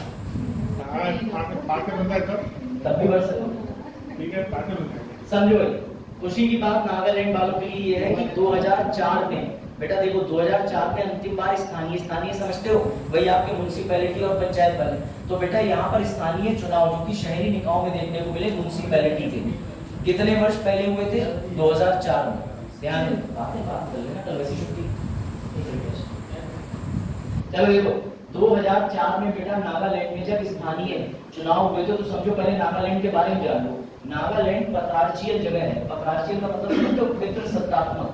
यहाँ पर महिलाओं को उस स्थिति से आजादी नहीं दी जाती है, यहाँ माना जाता है कि भैया पुरुष सत्ता है, समझ गया, तो भाई फादर के फादर वाले। तो एक बात समझिएगा कि यहाँ पर 2004 के समय पर जब बेटा चुनाव हुए थे म्युनिसिपैलिटी के, तो भी यहाँ पर महिलाओं का प्रतिनिधित्व बहुत कम देखने को मिला था। लेकिन अब नागालैंड में खुशी की बात यह है कि इस बार 33% महिलाओं के लिए आरक्षण का मुद्दा लाने का प्रयास कर रहे हैं। अभी लाया नहीं गया, लेकिन पहली बार नागालैंड में महिलाओं के लिए रिजर्वेशन की बात चल रही। अब एक चीज ध्यान रखना, जनजातियों पर आम बिल जैसे मान के चलो कि मातृ बंदनी योजना आ गई, या महिलाओं के लिए मिशन शक्ति योजना, या पार्लियामेंट ने कह दिया कि 33% सीटें हम फिक्स कर देंगे चुनाव लड़ने के लिए, वो सब इन शेड्यूल्ड ट्राइब के एरिया पे लागू नहीं होते। इनको जिस अनुसूची में डाला जाता है, इनको जिस तरीके के आर्टिकल में विशेष अधिकार दिया जाता है, उससे ये अपने यहाँ के नियम खुद बनाते हैं, ये ध्यान रखना। तो नागालैंड के अंदर अभी मामला अटक गया है। नागालैंड महिलाओं के 33% रिजर्वेशन को बचा नहीं पा रहा, ये कह रहा है कि हम नहीं लेंगे, लेकिन महिलाएं यहाँ पे बड़ा खुश है। बेटा ये ध्यान रखना, नागालैंड को भी विशेष अधिकार मिला है कौन से अनुच्छेद में। अब देखना ये है क्या होता है, क्योंकि सोचो अंतिम बार 2004 में चुनाव हुए थे, तब महिलाओं की भागीदारी मुश्किल से 0.09% ही थी, तो अब उनकी भागीदारी तो बढ़ानी पड़ेगी ना, तो भैया जाहिर सी बात। तो नागालैंड में महिलाओं को लेके अब इसको आप जोड़ सकते हो अपने मेंस के आंसर में कि कई जगह महिलाएं सिर्फ चुनाव में स्टैंड ही नहीं कर रही, कई जगह उनकी वोट तक की वैल्यू नहीं हो, तो ये याद रखना। आरक्षण देना जरूरी इसलिए है कि वरना कुछ महिलाओं को लाना सरकार की मजबूरी बन जाएगी। जागरूकता से इसलिए नहीं आते, लेकिन जब जैसे मुझे ये पता चल गया कि एक सीट ये फिक्स है, इस सीट पे कोई महिला ही बैठी, तो फिर मैं जानबूझ के महिलाओं को लाके बैठा लूंगा, वरना वो सीट खाली चली जाएगी। ये चीज समझो, आरक्षण से बहुत बड़ा प्रभाव है। अब आ जाओ इस पे, अमेरिका और इजराइल, तो आपको बताया था कल मैंने कि इजराइल ने राफा पे क्या कर दिया, आक्रमण कर दिया। और राफा पे आक्रमण क्या करा, उन्होंने जो सेना है अपनी भेज के टैंक के माध्यम से, और जो सेना है उसने जाके राफा के एरिया पे कब्जा कर लिया। अब इसकी सबसे ज्यादा चिंता किसको है, मिस्र को, क्योंकि मिस्र और राफा का बिल्कुल बॉर्डर पट्टी मिलान होता है, लगी हुई है। अब समस्या ये आ गई है, जो बाइडेन का चेहरा देखो जरा पहले ध्यान से, है ना, इसको कोई कैसो फास्ट लो। चलो तो बेटा समस्या ये आ गई है बाइडेन के साथ कि बाइडेन ने इजराइल से बार बार कहा, देखो भैया राफा पे अटैक नहीं करते, अच्छे बच्चे बोलो जॉनी जॉनी, तो इजराइल बोला यस पापा, तो ये बोले नो अटैक, बोले यस पापा। लेकिन अब उन्हें पता ही नहीं था कि बच्चा इतना नालायक है, इजराइल वाले बुआ जी जीजा जी, तो इजराइल वाले जीजा जी ने जाकर के अटैक कर दिया राफा बिना किसी बात के। अब जो बाइडेन ने इनके पास जो बम की सप्लाई थी, खुद बम भेज रहे थे, अपने बम नहीं रोके, क्योंकि वो भी इनका चेहरा दुनिया के सामने लाना चाहता है। इजराइल भी बेटा कमजोर नहीं है इनसे किसी मामले में, ये ध्यान रखना। भले एक छोटी सी जगह है, ज्यादा पावरफुल मानते हैं, लेकिन इजराइल ने भी इनकी किसी भी बात को नहीं माना। जो बाइडेन ने अब क्या करा, बम जो भेजे जा रहे थे सामग्री, उस पर रोक लगा दी है, विशेष मदद पैकेज नहीं देंगे, आगे देखना है कि संबंध बने रहते हैं या बिगड़ते हैं। लेकिन उसने राफा पे इनके मना करने के बाद भी अटैक कर दिया। अब इनकी कितनी निंदा हो रही होगी। अभी तक राष्ट्रपति चुनाव इस बात पे लड़ रहे थे, इनके पोस्टर चल रहे थे, जैसे बौर रुखवादी पापा वाला चल रहा था पोस्टर, वैसे ही वाला इनका चल रहा था कि बौर रुखवादी चचा, वही जो बाइडेन ने। तो अब जो बाइडेन ने बौर रुखवादी भाई कुछ भी नहीं, और उल्टा हो गई है इनकी चुनाव के समय पे इमेज घूमे। चलो भैया इन प्रश्नों के उत्तर दे दो जो कि अब आसान, फिर आगे। कल क्लास नहीं है, ठीक है, पहले बता दूं, कल टेस्ट है, टाइम टेबल आ चुका है। हाँ भाई बताओ, भारत के न्यायालय द्वारा दोषी पाया कोई भी व्यक्ति चुनाव नहीं लड़ सकता, कोई भी व्यक्ति, ये गलत नहीं। क्यों सर, सिर्फ 2 साल तक की सजा वाला वो लड़ सकता है, जिसको 2 साल से कम की सजा हुई हो, 2 साल से ऊपर की सजा हो गई वो नहीं लड़ सकता। ये बताओ, विचाराधीन कैदी को वोट डालने का अधिकार नहीं है, बिल्कुल नहीं है वोट डालने का अधिकार, चाहे वो विचाराधीन हो, चाहे कोई भी कैटेगरी का हो। लो भाई ये भी बताओ फटाफट, बताओ अनुच्छेद 13 बताइए भाई जरूर। अनुच्छेद 13 ऐसे किसी भी कानून को असंवैधानिक घोषित करता है जो संविधान के किसी भी प्रावधान का उल्लंघन करता है, क्योंकि यहाँ क्या आएगा, मौलिक अधिकार। ये बताइए, नीति निर्देशक तत्व एक आदर्श देश बनाने की संकल्पना है, तो ये वाला पॉइंट गलत हो जाएगा, इसलिए हो जाएगा। मेंस का क्वेश्चन भी बढ़िया रहता है, इनका चाहो तो ये नोट कर लेना कि भारत को खाद्य पदार्थों के निर्यात के लिए सतत नीति बनानी है। आज मन करा तो उन्हें सफेद प्याज हटा के गुजरात का बंद कर दिया, आज मन करा तो महाराष्ट्र का, कल को यूपी का भी कर सकते हैं। तो इसके लिए भैया सस्टेनेबल यानी एक पॉलिसी बनाओ जिसके तहत कोई रोस्टर सिस्टम या कुछ तो हो। तुम्हारा जब मन कर रहा है, अब वोट आ गए तो तुम कह रहे हो नहीं नहीं बेच लो बेच लो बेच लो, ठीक है तरीका वो तुम्हारा। तो ये चीज तो गलत है ना सरकार। सरकार कभी कभी पता नहीं इसे काम काहे करती है, हाँ वोट लेने चक्कर में करती है, सही। चलो फिर ये तुम्हारे एमसीक्यू सॉल्व करो, फिर आते हैं स्कीम्स पे। चलो भाई पहले प्रश्न का उत्तर पांचवी बार, बिल्कुल सही बात है बेटा, ये 5वीं बार रहे हैं और इन्होंने जो इलेक्शन जीते हैं वो बड़े नाटकीय ढंग से जीते हैं। सर नाटकीय ढंग का मतलब बेटा इन्होंने जो काम करा है वो सुनो, तुम्हें भी सुन के मजा आ जाएगा कि वास्तव में बनना हो तो बनो व्लादिमीर पुतिन जैसा, बनना बनो ही। इन्होंने क्या करा, व्लादिमीर पुतिन ने बेटा राष्ट्रपति बनने के लिए 3 उम्मीदवार खड़े करे, एक मैं खुद, दूसरा ये, तीसरा है। अब सुनो, ये 2 इन्हीं के समर्थक है, इन्हीं की पार्टी। मतलब मैं चुनाव लड़ने के लिए ऐसे व्यक्ति खड़ा कर दूं जो मेरा चचेरा भैया और एक सगा भैया, तो भैया उसका क्या सेंस रहेगा, वो तो यही कहेगा तुम ही सरकार चला लो। तो इन्होंने इस तरीके से तो इलेक्शन जीता है, ये बिल्कुल पक्की खबर जो अखबार में निकली थी। तो बेटा याद रखिएगा कितनी बार बनी है ये, 5वीं बार। अब इसमें फैक्ट लिखते चलो, रशिया के अंदर राष्ट्रपति का कार्यकाल होता है 6 साल का। कितने वर्ष का? अमेरिका का 4 वर्ष का। कितनी बार बन सकते हैं? 2 बार। लेकिन यहाँ राष्ट्रपति बनने पर बेटा कोई वोट नहीं है। याद रखिएगा, यहाँ राष्ट्रपति पद की शपथ कौन दिलाता है रशिया में? बताओ बताओ। खुद लेते शपथ? ठीक है, यहाँ पे जो इंडिया रशिया की कॉन्स्टिट्यूशन की बुक होती है उसी पेपर पे है। चलो देखो बेटा, तो याद रखना ही कब कब राष्ट्रपति बने हैं, तो इससे पहले बन चुके 2000 में, 4 में, 12 में, 18 में। ये भी शाही जिंदगी हो गए, ये भी जाएंगे नहीं यहाँ से, मृत्यु ही नहीं ले जा सकती है बस। तो बेटा याद रखिएगा रशिया के बारे में, यूरोप और एशिया में देश है, दोनों जगहों, दोनों कॉन्टिनेंट को। राजधानी मॉस्को, मुद्रा रूसी रूबल, प्रधानमंत्री मिखाइल मिशुस्तिन। सबसे ज्यादा बड़ा रेलवे ट्रैक किस देश के पास है? रूस के बाद ट्रांस साइबेरियन रेलवे, ठीक है, जो कहां से चलता है? सेंट पीटर्सबर्ग से व्लादिवोस्तोक तक, ठीक है। तो बेटा ये जो जाता है सबसे लंबा, भारत के अंदर सबसे लंबा ट्रेन मार्ग कौन सा है? कौन सी ट्रेन है जो सबसे लंबी दूरी तय करती है? कन्याकुमारी। अच्छा, विवेक एक्सप्रेस। हाँ, विवेक एक्सप्रेस 16 राज्यों में होके जाती है, एक बार बैठ लो, उतरते रहो। चलो भाई, ये टाइमलाइन याद रखिएगा। संविधान के अंदर हमने मौलिक कर्तव्य कहां से लिए हैं? मौलिक कर्तव्य, ड्यूटी यूएसएसआर। यूएस उस समय रशिया नहीं था, उस समय यूएसएसआर था, तो हमने यूएसएसआर से लिया था, ठीक है बेटा। याद रखना, अभी रशिया यूक्रेन के युद्ध में फंसे लोगों के लिए कौन सा ऑपरेशन चलाया था? बोले कैसा? बताओ। Ganga, operation Ganga, operation Ganga. बेटा इजराइल और यूक्रेन के मध्य युद्ध किस तारीख से शुरू हुआ? 24 फरवरी 2022। 2 साल से ऊपर हो गए। चलो भाई बताओ,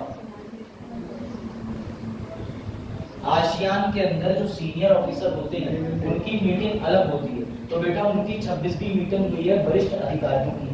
इस जगह भी ये बताओ, अगर कोई अंधा भी होगा तो भी ढंग से देख लेगा कि मीटिंग में टिक लगा है और नीचे नई दिल्ली लिखा है, तो उसे अभी तुमसे कह रहा हूँ मैं, देख लो। बयाने गए तो भैया नवासी को ले आए नानी, देखो इधर।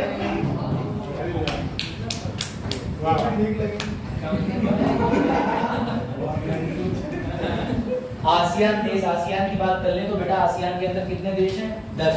क्या भारत आसियान का हिस्सा है? नहीं, नहीं, इसीलिए डायग्राम दिखाया गया। बेटा आसियान का अंदर सीधी सीधी बात है कि आप समझो, दक्षिण पूर्व एशिया, साउथ ईस्ट एशिया के अंदर जितने देश हैं इन्होंने अपना एक संगठन बना लिया ताकि कोई हमला हो निपट लेंगे, व्यापार हो निपट लेंगे, ट्रेड होगा निपट लेंगे। बेटा इंडिया इन्हीं आसियान देशों की मीटिंग में जाता रहता है पर्यवेक्षक के रूप में। अभी हाल ही में 18वीं मीटिंग हुई थी, उसमें जकार्ता गया था इंडिया। कौन गए थे इंडिया के? पीएम। चलो ये याद रखिएगा, इसका उत्तर क्या था? बी। और ये आपको पता होगा एशियन कब बना है आसियान? 1967। बेटा इसका मुख्यालय कहाँ है? जकार्ता। ये लिख लेना। प्रधान सचिव कौन है? गाओ इन और सम्मेलन में देखो तुमने कौन कौन से करंट अफेयर में कवर करे, देखो। अब ध्यान से सुनना, नेपाल में पहला ट्रांसजेंडरों के लिए एलजीबीटी सम्मेलन मैंने बताया था करंट में, वो कहाँ हुआ है? रेनबो सम्मेलन बेटा नेपाल। ये पहला सुन लेना, 2024 के प्रमुख सम्मेलन। 16वां वर्ल्ड ऊर्जा शिखर सम्मेलन अबू धाबी। बेटा अबू धाबी ने हाल में 95वां देश बना है जो अंतर्राष्ट्रीय सौर, ठीक है बेटा, योजना के तहत जुड़ा है हमसे, भारत से, आईएसए से जुड़ने वाला, अलायंस से गठबंधन करने वाला 95वां देश कौन सा था? तो वो भी बेटा यही था, यूएई, ठीक है। अबू धाबी के अंदर कौन सा मंदिर बनाया है? तो बेटा अबू धाबी के अंदर भी हमें राधा कृष्ण जी का BAPS संस्था द्वारा मंदिर देखने को मिला अबू धाबी, ठीक है, ये भी ध्यान रखना। अब बताओ, अर्थव्यवस्था निवेशक के मामले में सबसे नंबर 1 पे स्वच्छ अर्थव्यवस्था किसकी है? सिंगापुर की। सबसे ज्यादा स्टैंडर्ड ऑफ लिविंग वाला देश कौन सा है? सिंगापुर। सबसे ज्यादा जो लोग हैं उनकी लेविश लाइफस्टाइल किस देश में? सिंगापुर। ये याद रखना। परिवर्तन चिंतन सम्मेलन नई दिल्ली, और ये मैंने आपको पुरानी मैगजीन करंट अफेयर में पढ़ाया था। 9वां भारत अंतर्राष्ट्रीय विज्ञान महोत्सव, फरीदाबाद, हरियाणा। लिखने लिख लो जिसको, वरना ये पीडीएफ तो मिलेगी। कई चीजें ऐड कर दी मैंने, क्वेश्चन भी बढ़ा।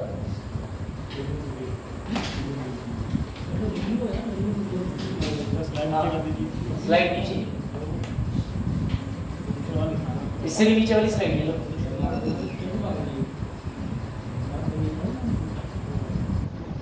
क्या वो बजा तुमने चश्मा पकड़ लिया है? क्या कहना बजा भाई? अच्छा प्यारा हो गया, अच्छा बच्चा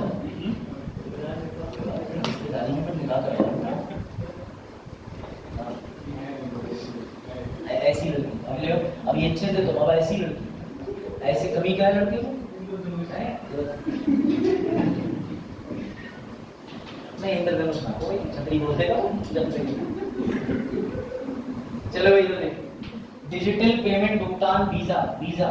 तो बेटा वीजा जो है इसका ऑफिस यहाँ नहीं है, लेकिन visa very good, visa Bharat के साथ गठबंधन करके चलती है, क्योंकि वीजा का मतलब समझो ये कंपनी का नाम वीजा है, इसका नाम पूरी फुल फॉर्म में तो मैं आगे दिखाऊंगा। तो उसमें वीजा की शुरुआत ही वीजा से हो रही है, ठीक है। तो बेटा याद रखिएगा कौन चयनित हुए, प्रबंधन कौन हुए बताओ? Sujay Raina, very good, Sujay Raina. अब ये लो इनके बारे में जानकारी नोट कर लो बेटा। सैन फ्रांसिस्को कैलिफोर्निया यूएसए में वीजा का ऑफिस है। इसकी फुल फॉर्म देखो, वीजा इंटरनेशनल सर्विस एसोसिएशन। इनको क्या बनाया गया है? तो भारत में वीजा का ऑफिस है नई दिल्ली में। वीजा कार्ड होता है एटीएम कार्ड, उस पर लिखा होता है वीजा। आपको अमेरिका में जाके भी अपना एटीएम कार्ड बदलना नहीं पड़ेगा अगर आपके पास वीजा हो, आप वहाँ एटीएम में पैसे निकाल सकते हैं। तो वो फैसिलिटी वीजा कार्ड देता है, लेकिन लिमिट होती है। वीजा की स्थापना कब हुई थी? 1958 में। सुजय रैना वीजा में कब ज्वाइन किए थे? 20 में, लेकिन अभी इनको प्रबंधक बनाया कौन सी शाखा देखने के लिए? भारत में। सुजय रैना जम्मू कश्मीर के निवासी।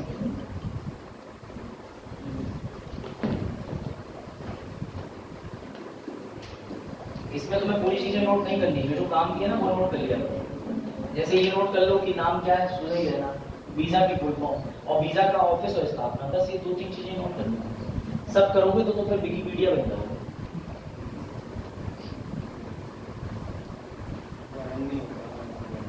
हाँ ये बात लिख लिया, बताना। लो भाई ये बताओ, ये तो कल ही का प्रश्न है। हाँ, गुरुग्राम प्रशासन ने किसको चुना है? यजुवेंद्र चहल को। चलो इधर देखो, इधर देखिए, ये यजुवेंद्र चहल पे डिस्कशन हो रहा है, फोटोज को अवॉइड करें। ये जी चलो इधर ठीक है। चलो तो बेटा याद रखना, यजुवेंद्र चहल जो है वो इनके बारे में याद रखिएगा कि ये बने एम्बेसडर। इनके साथ ही 2 लोग और बनाए गए बेटा, नवीन पुनिया और एमडी देसी रॉकस्टार। भैया पता नहीं कौन रॉकस्टार, ये रैप के नाम पे गालियां बक के चले जाते हैं, आधी बात तो समझ में आती है। मुझे तो इनके नाम भी नहीं ले सकते, वो एमडी में घंटा है।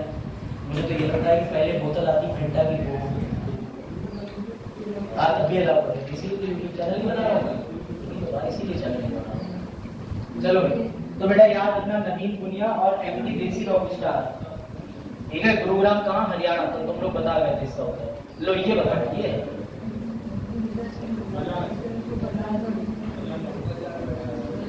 मोटरसाइकिल देख के पहचाने हैं। हाँ, बजाज की पल्सर भी है। चलो बेटा इसका आंसर है बजाज ऑटो लिमिटेड। अब सुनना जरा, बजाज ने क्या बनाया? पहली सीएनजी से चलने वाली मोटरसाइकिल। ये लो भैया, ये देखो। क्या बनाया ऐसे ही पता चले 25 रुपए किलो गोश्त बिके तुम्हारा। देखो चलिए भैया, इसका बजाज ऑटो लिमिटेड का ऑफिस है पुणे महाराष्ट्र में। और बेटा राजीव बजाज याद रखिएगा, अभी चर्चा में था इन्हीं की शायद बेटी थी बजाज की, वो सिंगिंग छोड़ के अपनी कंपनी पे ध्यान देने के लिए फुल टाइम कंपनी की तरफ आ गए हैं, ठीक है। तो याद रखिएगा बजाज ने 18 जून 2024 को पहली सीएनजी बाइक लॉन्च हो रही, जिनने नहीं ली है और रुपया थोड़ी सीएनजी वाली बाइक चलाना सस्ती पड़ेगी बहुत ज्यादा। वैसे सीएनजी में क्या ही सस्ता है, रेट वही है, बस एवरेज टेंशन है। बाइक भी इसकी कितनी तो 1.5 लाख की, तो कुछ महंगी नहीं, उससे अच्छा ओला ले लो, है ना। सीएनजी वाली बात समझ गए? चलो भाई आ जाओ।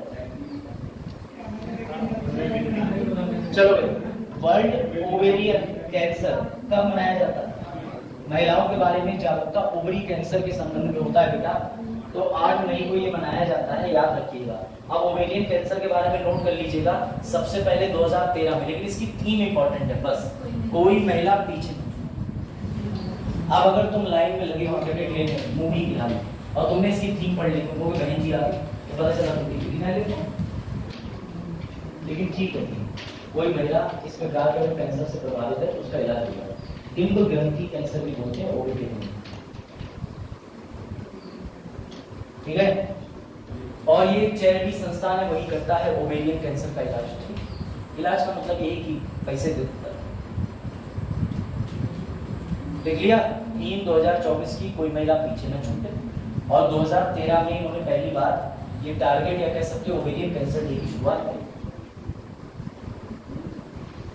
चलो भैया, ये बेटा स्पेन से जहाज बनवा रहे हैं, बताओ कुछ बचा ही नहीं। मतलब एक पते को जर्मनी, रशिया, फ्रांस इनका समझ आता है, अब हम स्पेन से भी बनवाते हैं। देखो पुराना वाला रिटायर हो गया, कौन सा वाला?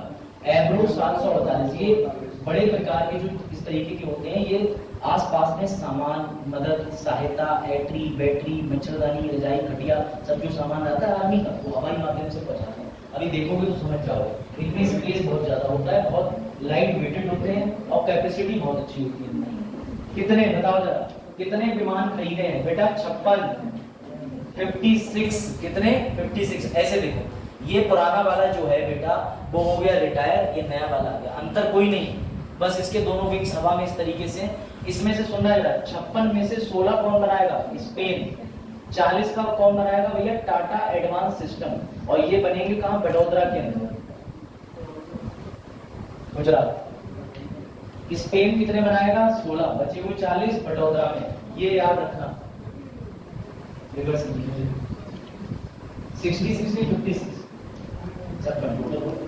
ठीक।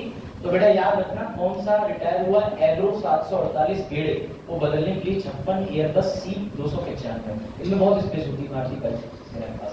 कई सारी बार आपने देखा होगा आर्मी के बड़े बड़े टुकड़े की जब युद्ध करने हो ना, तो वो इजी मिलेगा, कैरियर्स भी बोलते हैं, ठीक है। याद रखिएगा कितना रुपए खर्च कर दिया इस मामले में? 21,395 करोड़ रुपए। ये प्रश्न बताओ।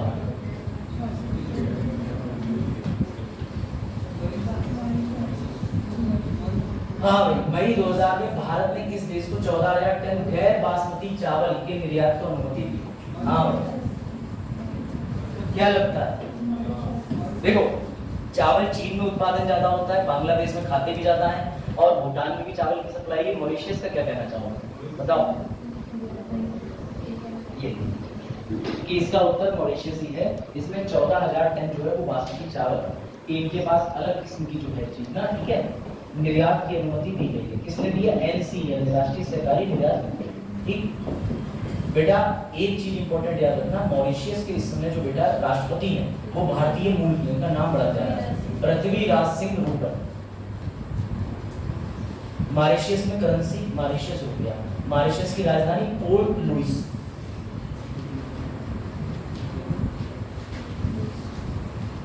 ये ध्यान रखना, कई जगहों पे राष्ट्रपति इसलिए भी इंपॉर्टेंट हो जाते हैं कि भारतीय मूल के हैं। बनते हैं क्या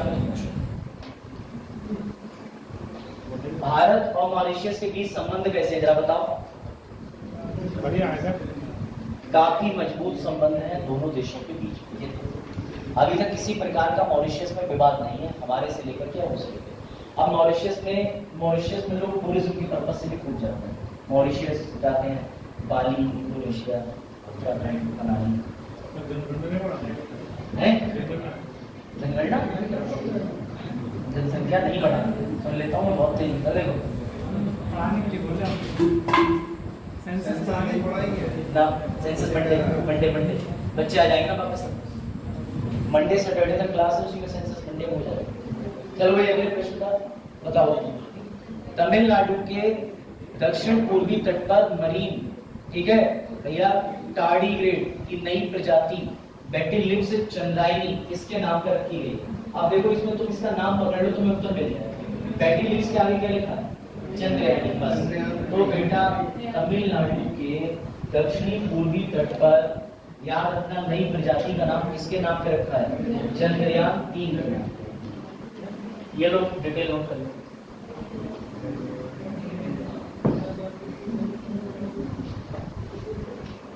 चंद्रयान 3 के नाम पे देख रहा है। चंद्रयान 3 मिशन कब लैंड, मतलब सबसे पहले बताओ इंडिया ने लॉन्च कब किया? 14 जुलाई। और पहुंचा कब था वो? 23 अगस्त। 23 अगस्त को कौन सा दिवस मनाते हैं? राष्ट्रीय अंतरिक्ष दिवस। ये बताओ उसके लैंडर का नाम क्या था? रोवर का विक्रम लैंडर, प्रज्ञान रोवर। अब सुनो मजा आएगा। उसमें इंजन कौन सा लगा था? बहुत काबिल तो होता था इंजन। चंद्रयान के अंदर इंजन कौन सा यूज हुआ? अब बहुत बढ़ के आता है बेटा। Cryogenic engine 20 CE20 cryogenic engine 20 लगा था। क्रायोजेनिक इंजन की खासियत यह है कि -283 डिग्री तक की क्षमता झेलने में सक्षम, सेंटीग्रेड। CE20 और इंडिया में ज्यादातर ऑपरेशन परफॉर्म करे जाते हैं CE25 से। जैसे कार्बोजेनिक को, ये आपका क्रायोजेनिक इंजन जो है बेटा, उसमें पड़ता ही किस तरीके से, तो उसमें आपको पता होना चाहिए हाइड्रोजन फ्यूल तो पड़ता है, लेकिन वो बहुत ज्यादा लेवल पे ऑक्सीडाइज्ड किया हुआ होता है, मतलब उसको चेंज कर देते हैं किस फॉर्म में? गैस की जगह लिक्विड। प्रजाति का नाम लिख लो, तब किया गया ये लिख लो। चंद्रयान 3 के नाम पे लिखा गया मरीन टार्डीग्रेड बेटिलिप्स चंद्रायन। चलो भैया आ जाओ, बताओ आसान प्रश्न। बेटा इन्होंने गोल्ड जीता है, इनका नाम क्या है? तेजस्विनी शंकर। इन्होंने हाई जंप में गोल्ड जीता है। अब ये भी चले जाएंगे कहाँ? पेरिस ओलंपिक में भागीदारी लेने, जो जून में देखने को मिलेगा, ठीक है, याद रखो। चलो भाई ये देख लो जरा कुछ, ये चीजें इंपॉर्टेंट होती हैं। पुरुष वर्ल्ड कप किसने जीता? ICC किसने जीता था? ऑस्ट्रेलिया ने। उसके बाद अगला पढ़िए, खेलो India youth game 2024 Maharashtra. Australia open किसने जीता? यानी सिन्नर, आन्या सवालेंका महिला ने। इसमें ये याद रख लेना खासकर कि बेटा ये जो लॉरियस वर्ल्ड स्पोर्ट अवार्ड है ये पूछ लेता है, क्योंकि ये वर्ष का सर्वश्रेष्ठ पुरुष और महिला खिलाड़ी को दिया है नोवाक जोकोविच और एकाना बोनमाटी। और ये दोनों टेनिस के मामले में रहते भी जबरदस्त हैं, ज्यादातर इन्हीं ने जीते टॉप। लिख लो, इसे लिखना ठीक है।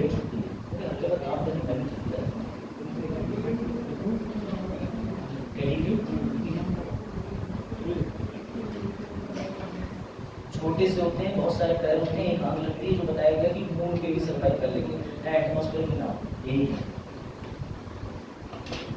एकदम ऐसे होते हैं जैसे चावल वाली सूढ़ी होती है, लेकिन उनके पहिए बहुत सारे होते हैं। चलो ये बताओ, पुलित्जर पुरस्कार से किसे सम्मानित किया गया? बताओ। पुलित्जर सर्वश्रेष्ठ दिया जाता है किस संबंध में? कहाँ, किस मामले में दिया जाता है पुलित्जर? इंजीनियरिंग।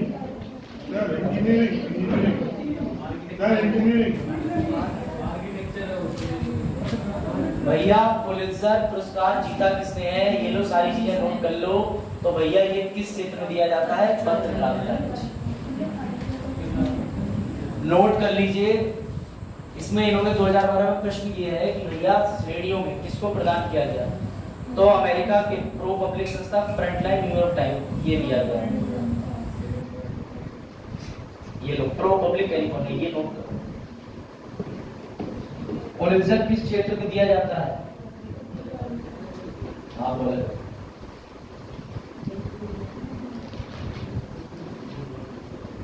लोक सेवा में प्रोपब्लिका कैलिफोर्निया, खोजी रिपोर्टिंग में न्यूयॉर्क टाइम्स को मिला है, अंतर्राष्ट्रीय रिपोर्टिंग में न्यूयॉर्क टाइम्स को मिला है, संपादकीय लेखन में डेविड ई हाफमैन को मिला है। कि देख लेना, नाम पूछ लेता है। इंटरनेशनल रिलेशंस जो बल लैंडर आते हैं ना क्वेश्चन, उसमें बस अंतर्राष्ट्रीय पुरस्कार विजेताओं के नाम ही पूछता है। वो तुमसे थोड़ी ना पूछेगा इजराइल के अंदर क्या चल रहा है पूरा विस्तार से लिखे। हाँ बॉर्डर पूछ लेगा, राफा, गाजा।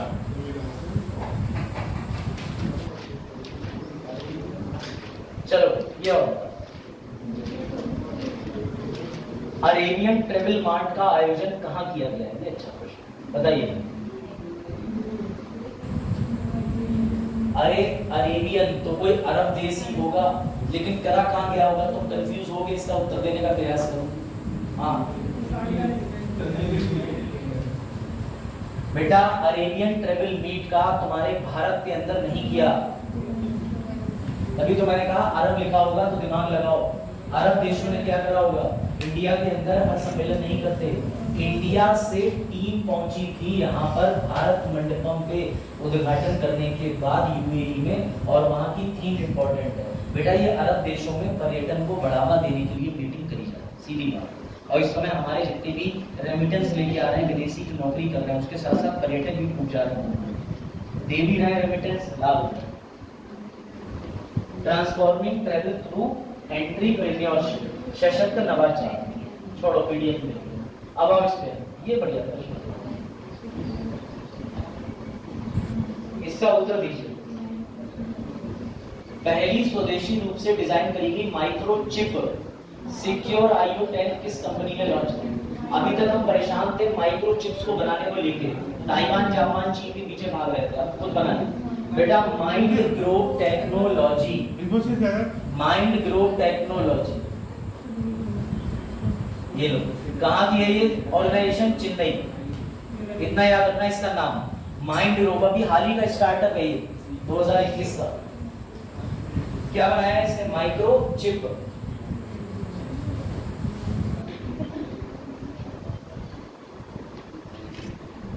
ये माइक्रोचिप कहाँ प्रयोग होती है ये भी लिखा है, देखना चाहूँ देख लो। वॉशिंग मशीन, एयर कंडीशनर, इसके अलावा आपके जितने भी इलेक्ट्रॉनिक गैजेट्स हैं ज्यादातर में माइक्रोचिप ही इस्तेमाल होती है। लैपटॉप में होती है, हाँ। टीवी में, हाँ। मोबाइल में।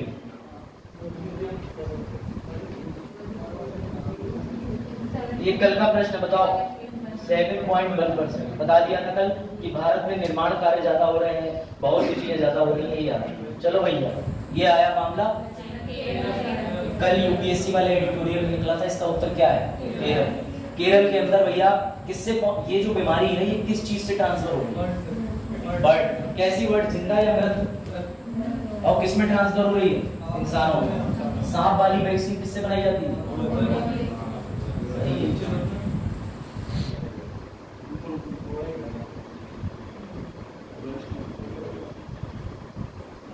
ठीक, इसका नाम क्या बीमारी का? West Nile fever. कल इसके बारे में विस्तार से बता दिया। लो भैया ये बताओ।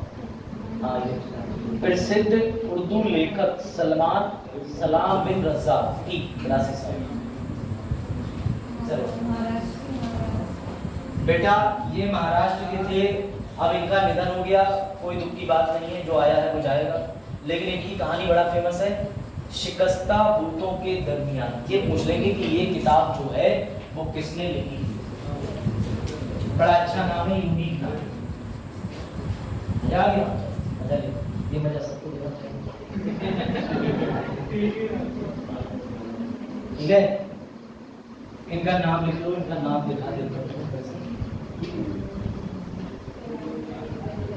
सलाम बिन रज़्ज़ाक़।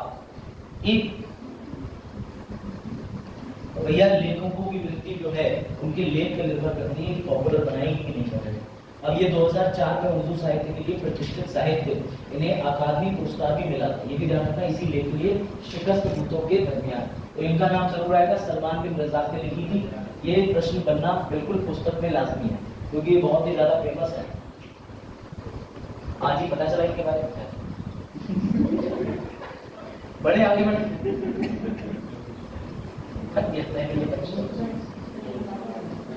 NSO, हाँ भाई बताओ भाई, राष्ट्रीय ये सांख्यिकी कार्यालय की रिपोर्ट किस देश की आ रही है? बड़ा अच्छा नेपाल। बेटा नेपाल, काला पानी, लिपू, कोई भैया आप सीधी बात है, लिपू लेक और लिम्पियाधुरा, ठीक है? तो भैया लिपू लेक, काला पानी, लिम्पियाधुरा तीनों पर कब्जा कर रहे हैं। जनसंख्या कहां से लाओगे? भारत से। उनकी जनसंख्या जो है पिछले 8 दशक का मतलब 80 वर्षों में सबसे तेजी से जनसंख्या गिरी है। गिरी यानी कम वृद्धि का मतलब ये रहा औसतन कितनी बढ़ रही जनसंख्या? मात्र 1% एक साल में। और करीब आबादी उनकी बेटा कितनी बढ़ी है? तो 2.7 बढ़ी है 11 से 21 में। कितनी है? 29.2 मिलियन। इससे ज्यादा लोग तो हमारे उत्तर प्रदेश में। नेपाल के अंदर प्रधानमंत्री कौन है? पुष्प कमल, राष्ट्रपति रामचंद्र पौडेल, मुद्रा नेपाली रुपया, राजधानी लो भाई के बारे में। रविंद्रनाथ टैगोर जी जो है बताइए उनके बारे में कि उन्होंने राष्ट्रगान लिखा था कि राष्ट्रगीत लिखा था? जाओ सुनो। राष्ट्रगान कौन सा है? कितने सेकंड का? वेरी गुड बेटा। तुम्हें नहीं लगता वो अंग्रेजी जॉर्ज पंचम को खुश करने के लिए गीत लिखा गया था? अगर आपने हिस्ट्री पढ़ी है तो बेटा कलकत्ता से दिल्ली कैपिटल शिफ्ट करने का ऐलान भी पंचम नहीं करा था। पंचम आया था, पंचम के सामने ये कहा गया कि भैया दरबार लगना है, कुछ अच्छा सा गाओ। तो कहा जाता है कि रविंद्रनाथ टैगोर ने जॉर्ज पंचम को खुश करने के लिए गाया था जन गण मन, यानी सारे जनता के मन को जानने वाले, हे अधिनायक, हे महापुरुष, हे कलंक मतलब हे तुम नीच कवि है, हे तुम जॉर्ज पंचम, तुम हमारे सामने प्रस्तुत हुए हो। ये सब करते हैं अभिनंदन, जय हे जय हे। बाद में और इन्होंने यही नहीं गाया, इन्होंने बांग्लादेश का भी प्रसिद्ध गाया है भैया, अमार सुनार, वो भी राष्ट्रगान इन्होंने दिया। इन्हें गुरुदेव की उपाधि मिली थी। इन्होंने 1919 में जलियांवाला बाग कांड के समय पर नायडू की उपाधि त्याग, पढ़े लिखे सही। उसके बाद याद रखिए इनका जन्मदिन होता है 7 मई 1861 को कलकत्ता में। बेटा इन्होंने किस कला के क्षेत्र में विद्यालय की स्थापना करी थी? किस विद्यालय की स्थापना करी थी कला के क्षेत्र में? हाँ कौन सा? शांति निकेतन। हाँ अब आए ना लाइन पे। उसी शांति निकेतन विश्वविद्यालय ने, मैंने पढ़ाया था तुम्हें जनवरी 2023 की खबर, उसी शांति निकेतन विश्वविद्यालय ने एक नई स्पीशीज की खोज करी थी बायो में, तो उसके बायो डिपार्टमेंट को मिला था इस बार का इनोवेशन पुरस्कार। चलो आया तो किस संस्था को गैर बैंकिंग ट्रांजैक्शन के लिए लाइसेंस मिला? मतलब तुम बैंकिंग काम नहीं करोगे लेकिन और चीजों में करोगे, जैसे मान लो हाउसिंग, फाइनेंसिंग, इस तरीके के, लेकिन बैंकिंग नहीं करोगे कि अकाउंट खोलो अकाउंट में डालो ना। बैंकिंग करो, बीमा करो और कुछ करो। हाँ भाई बताओ। Get vantage, are you sure? लो भैया गेट वेंटेज ठीक। किसको मिला है भैया लाइसेंस? गेट वेंटेज को। किसने दिया है? तो RBF राजस्व आधारित वित्त ने। ये क्या है? ये RBI के अंदर ही एक अग्रणी कंपनी है। लो इसका उत्तर और देखो, ये भी बड़ा प्यारा क्वेश्चन।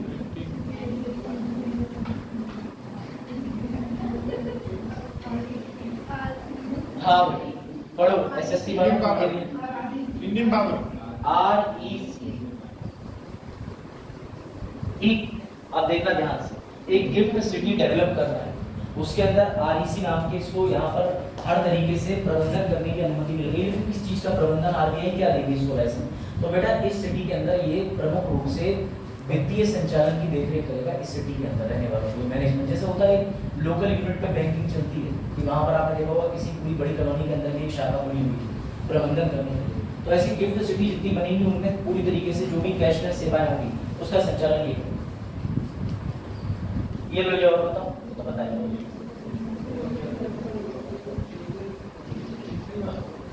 हाँ क्या करें? ये जो तो चैनल पे चर्चा ज्यादा होगी ना, सितंबर 5 मिनट। चलो भैया आसान प्रश्न तुम्हारे लिए। कितने राज्यों की सीमा? बेटा राज्य पूछे तो कितने? 8। अगर ये पूछे कि राज्य और केंद्र जोड़ के एक साथ तो कितने हो गए? 9। ये ध्यान रखना। तो इसका आंसर 9 ही माना जाता है। हाँ माना इसका उत्तर नहीं जाएगा, क्योंकि अगर राज्य भी पूछ लिया तो। लेकिन बेटा ये ध्यान रखना 2016-17 में भले ही इसका उत्तर रहा हो 8, लेकिन अब अगर ये प्रश्न आ जाए तो 9 ही लगा। इसीलिए मैं कह रहा हूँ कि इसका पहले उत्तर 8 माना जाता था, अब मत 8 लगाना। अगर कहीं ये लिखा ही हो कि सिर्फ राज्यों के बारे में बताएं, बहुत स्पेशल बल देके पूछ ही लिया हो, तब आप 8 पे टिक मारें और बनना चाहिए। बात भी ठीक है। ऐसा तो अभी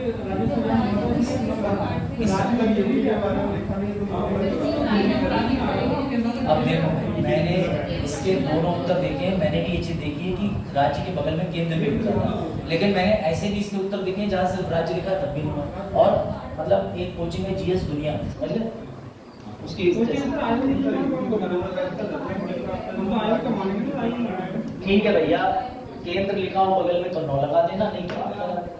जैसे जिसे पंजाब के साथ, हाँ पंजाब के साथ हम सीमा साझा करते हैं क्या? नहीं। आंध्र प्रदेश के साथ नहीं करते। ये क्यों मैंने सवाल पूछा अभी तुम्हें पता चलेगा। लो अभी बताओ भैया, सबसे कम क्षेत्रफल वाला जनपद कौन सा है इनमें से? संत रविदास, वेरी गुड, यही उत्तर तुमने दिया। जरा क्षेत्रफल एक बार देख लो। भदोई जिसे कहते हैं संत रविदास नगर, इसका कितना है 10-15 वर्ग किलोमीटर। ठीक, हाथरस 18-40, कन्नौज जो दिए हुए इनमें से बात हो रही। ठीक है, वैसे तो आपको पता है कि सबसे ज्यादा क्षेत्रफल वाला लखीमपुर। चलो भाई ये भी आसान। चौथा कौन सा स्थान है वन रक्षक के पेपर में? अरे चलो भाई ये बताओ, मतलब 2010 के बाद से उन्हें उम्मीद है 16 तक सबसे बड़ा जिला भी नहीं पता होगा लोगों। कुछ अच्छे लेवल के सवाल पूछने चाहिए पेपर में, नहीं पूछना चाहिए। कौन सा उत्तर प्रदेश का सीमावर्ती राज्य है? पश्चिम बंगाल से तुम बाउंड्री शेयर नहीं करते, ना आंध्र प्रदेश से, ना पंजाब से। किससे शेयर करते हो? जिसको डाउट है देख लेना ये क्वेश्चन। ठीक, अब आ जाओ इस पे। हाँ ये बढ़िया प्रश्न, बुंदेलखंड क्षेत्र से संबंधित है। यहीं की पान की पत्तियां बड़ा फेमस है, महोबा का पान की पत्ती बड़ा फेमस है। ठीक है, ले भैया ये रहा महोबा, झांसी महोबा, झांसी महोबा। पेपर देने जाओ तो पान खाने चले जाओ। भारतीय राज्य उत्तर प्रदेश की सीमाएं साझा करता है, बहुत आसान है। नेपाल, उत्तर प्रदेश के 7 जिले, निम्नलिखित में से किस जिले को राष्ट्रीय राजधानी? ये अच्छा प्रश्न है 23 में। बेटा कभी कभी ये भी पूछ लेता है, और ये इस तरीके के प्रश्न जो है यूपी की कांस्टेबल बाजार, तुम तो इसका उत्तर हाँ बेटा बाजार, बिल्कुल ठीक कह रहे हो। बाजार बिना ऐसे क्वेश्चन दे नहीं लाएगा। ठीक है, ले बाजार, इसका भी उत्तर तो कांस्टेबल है।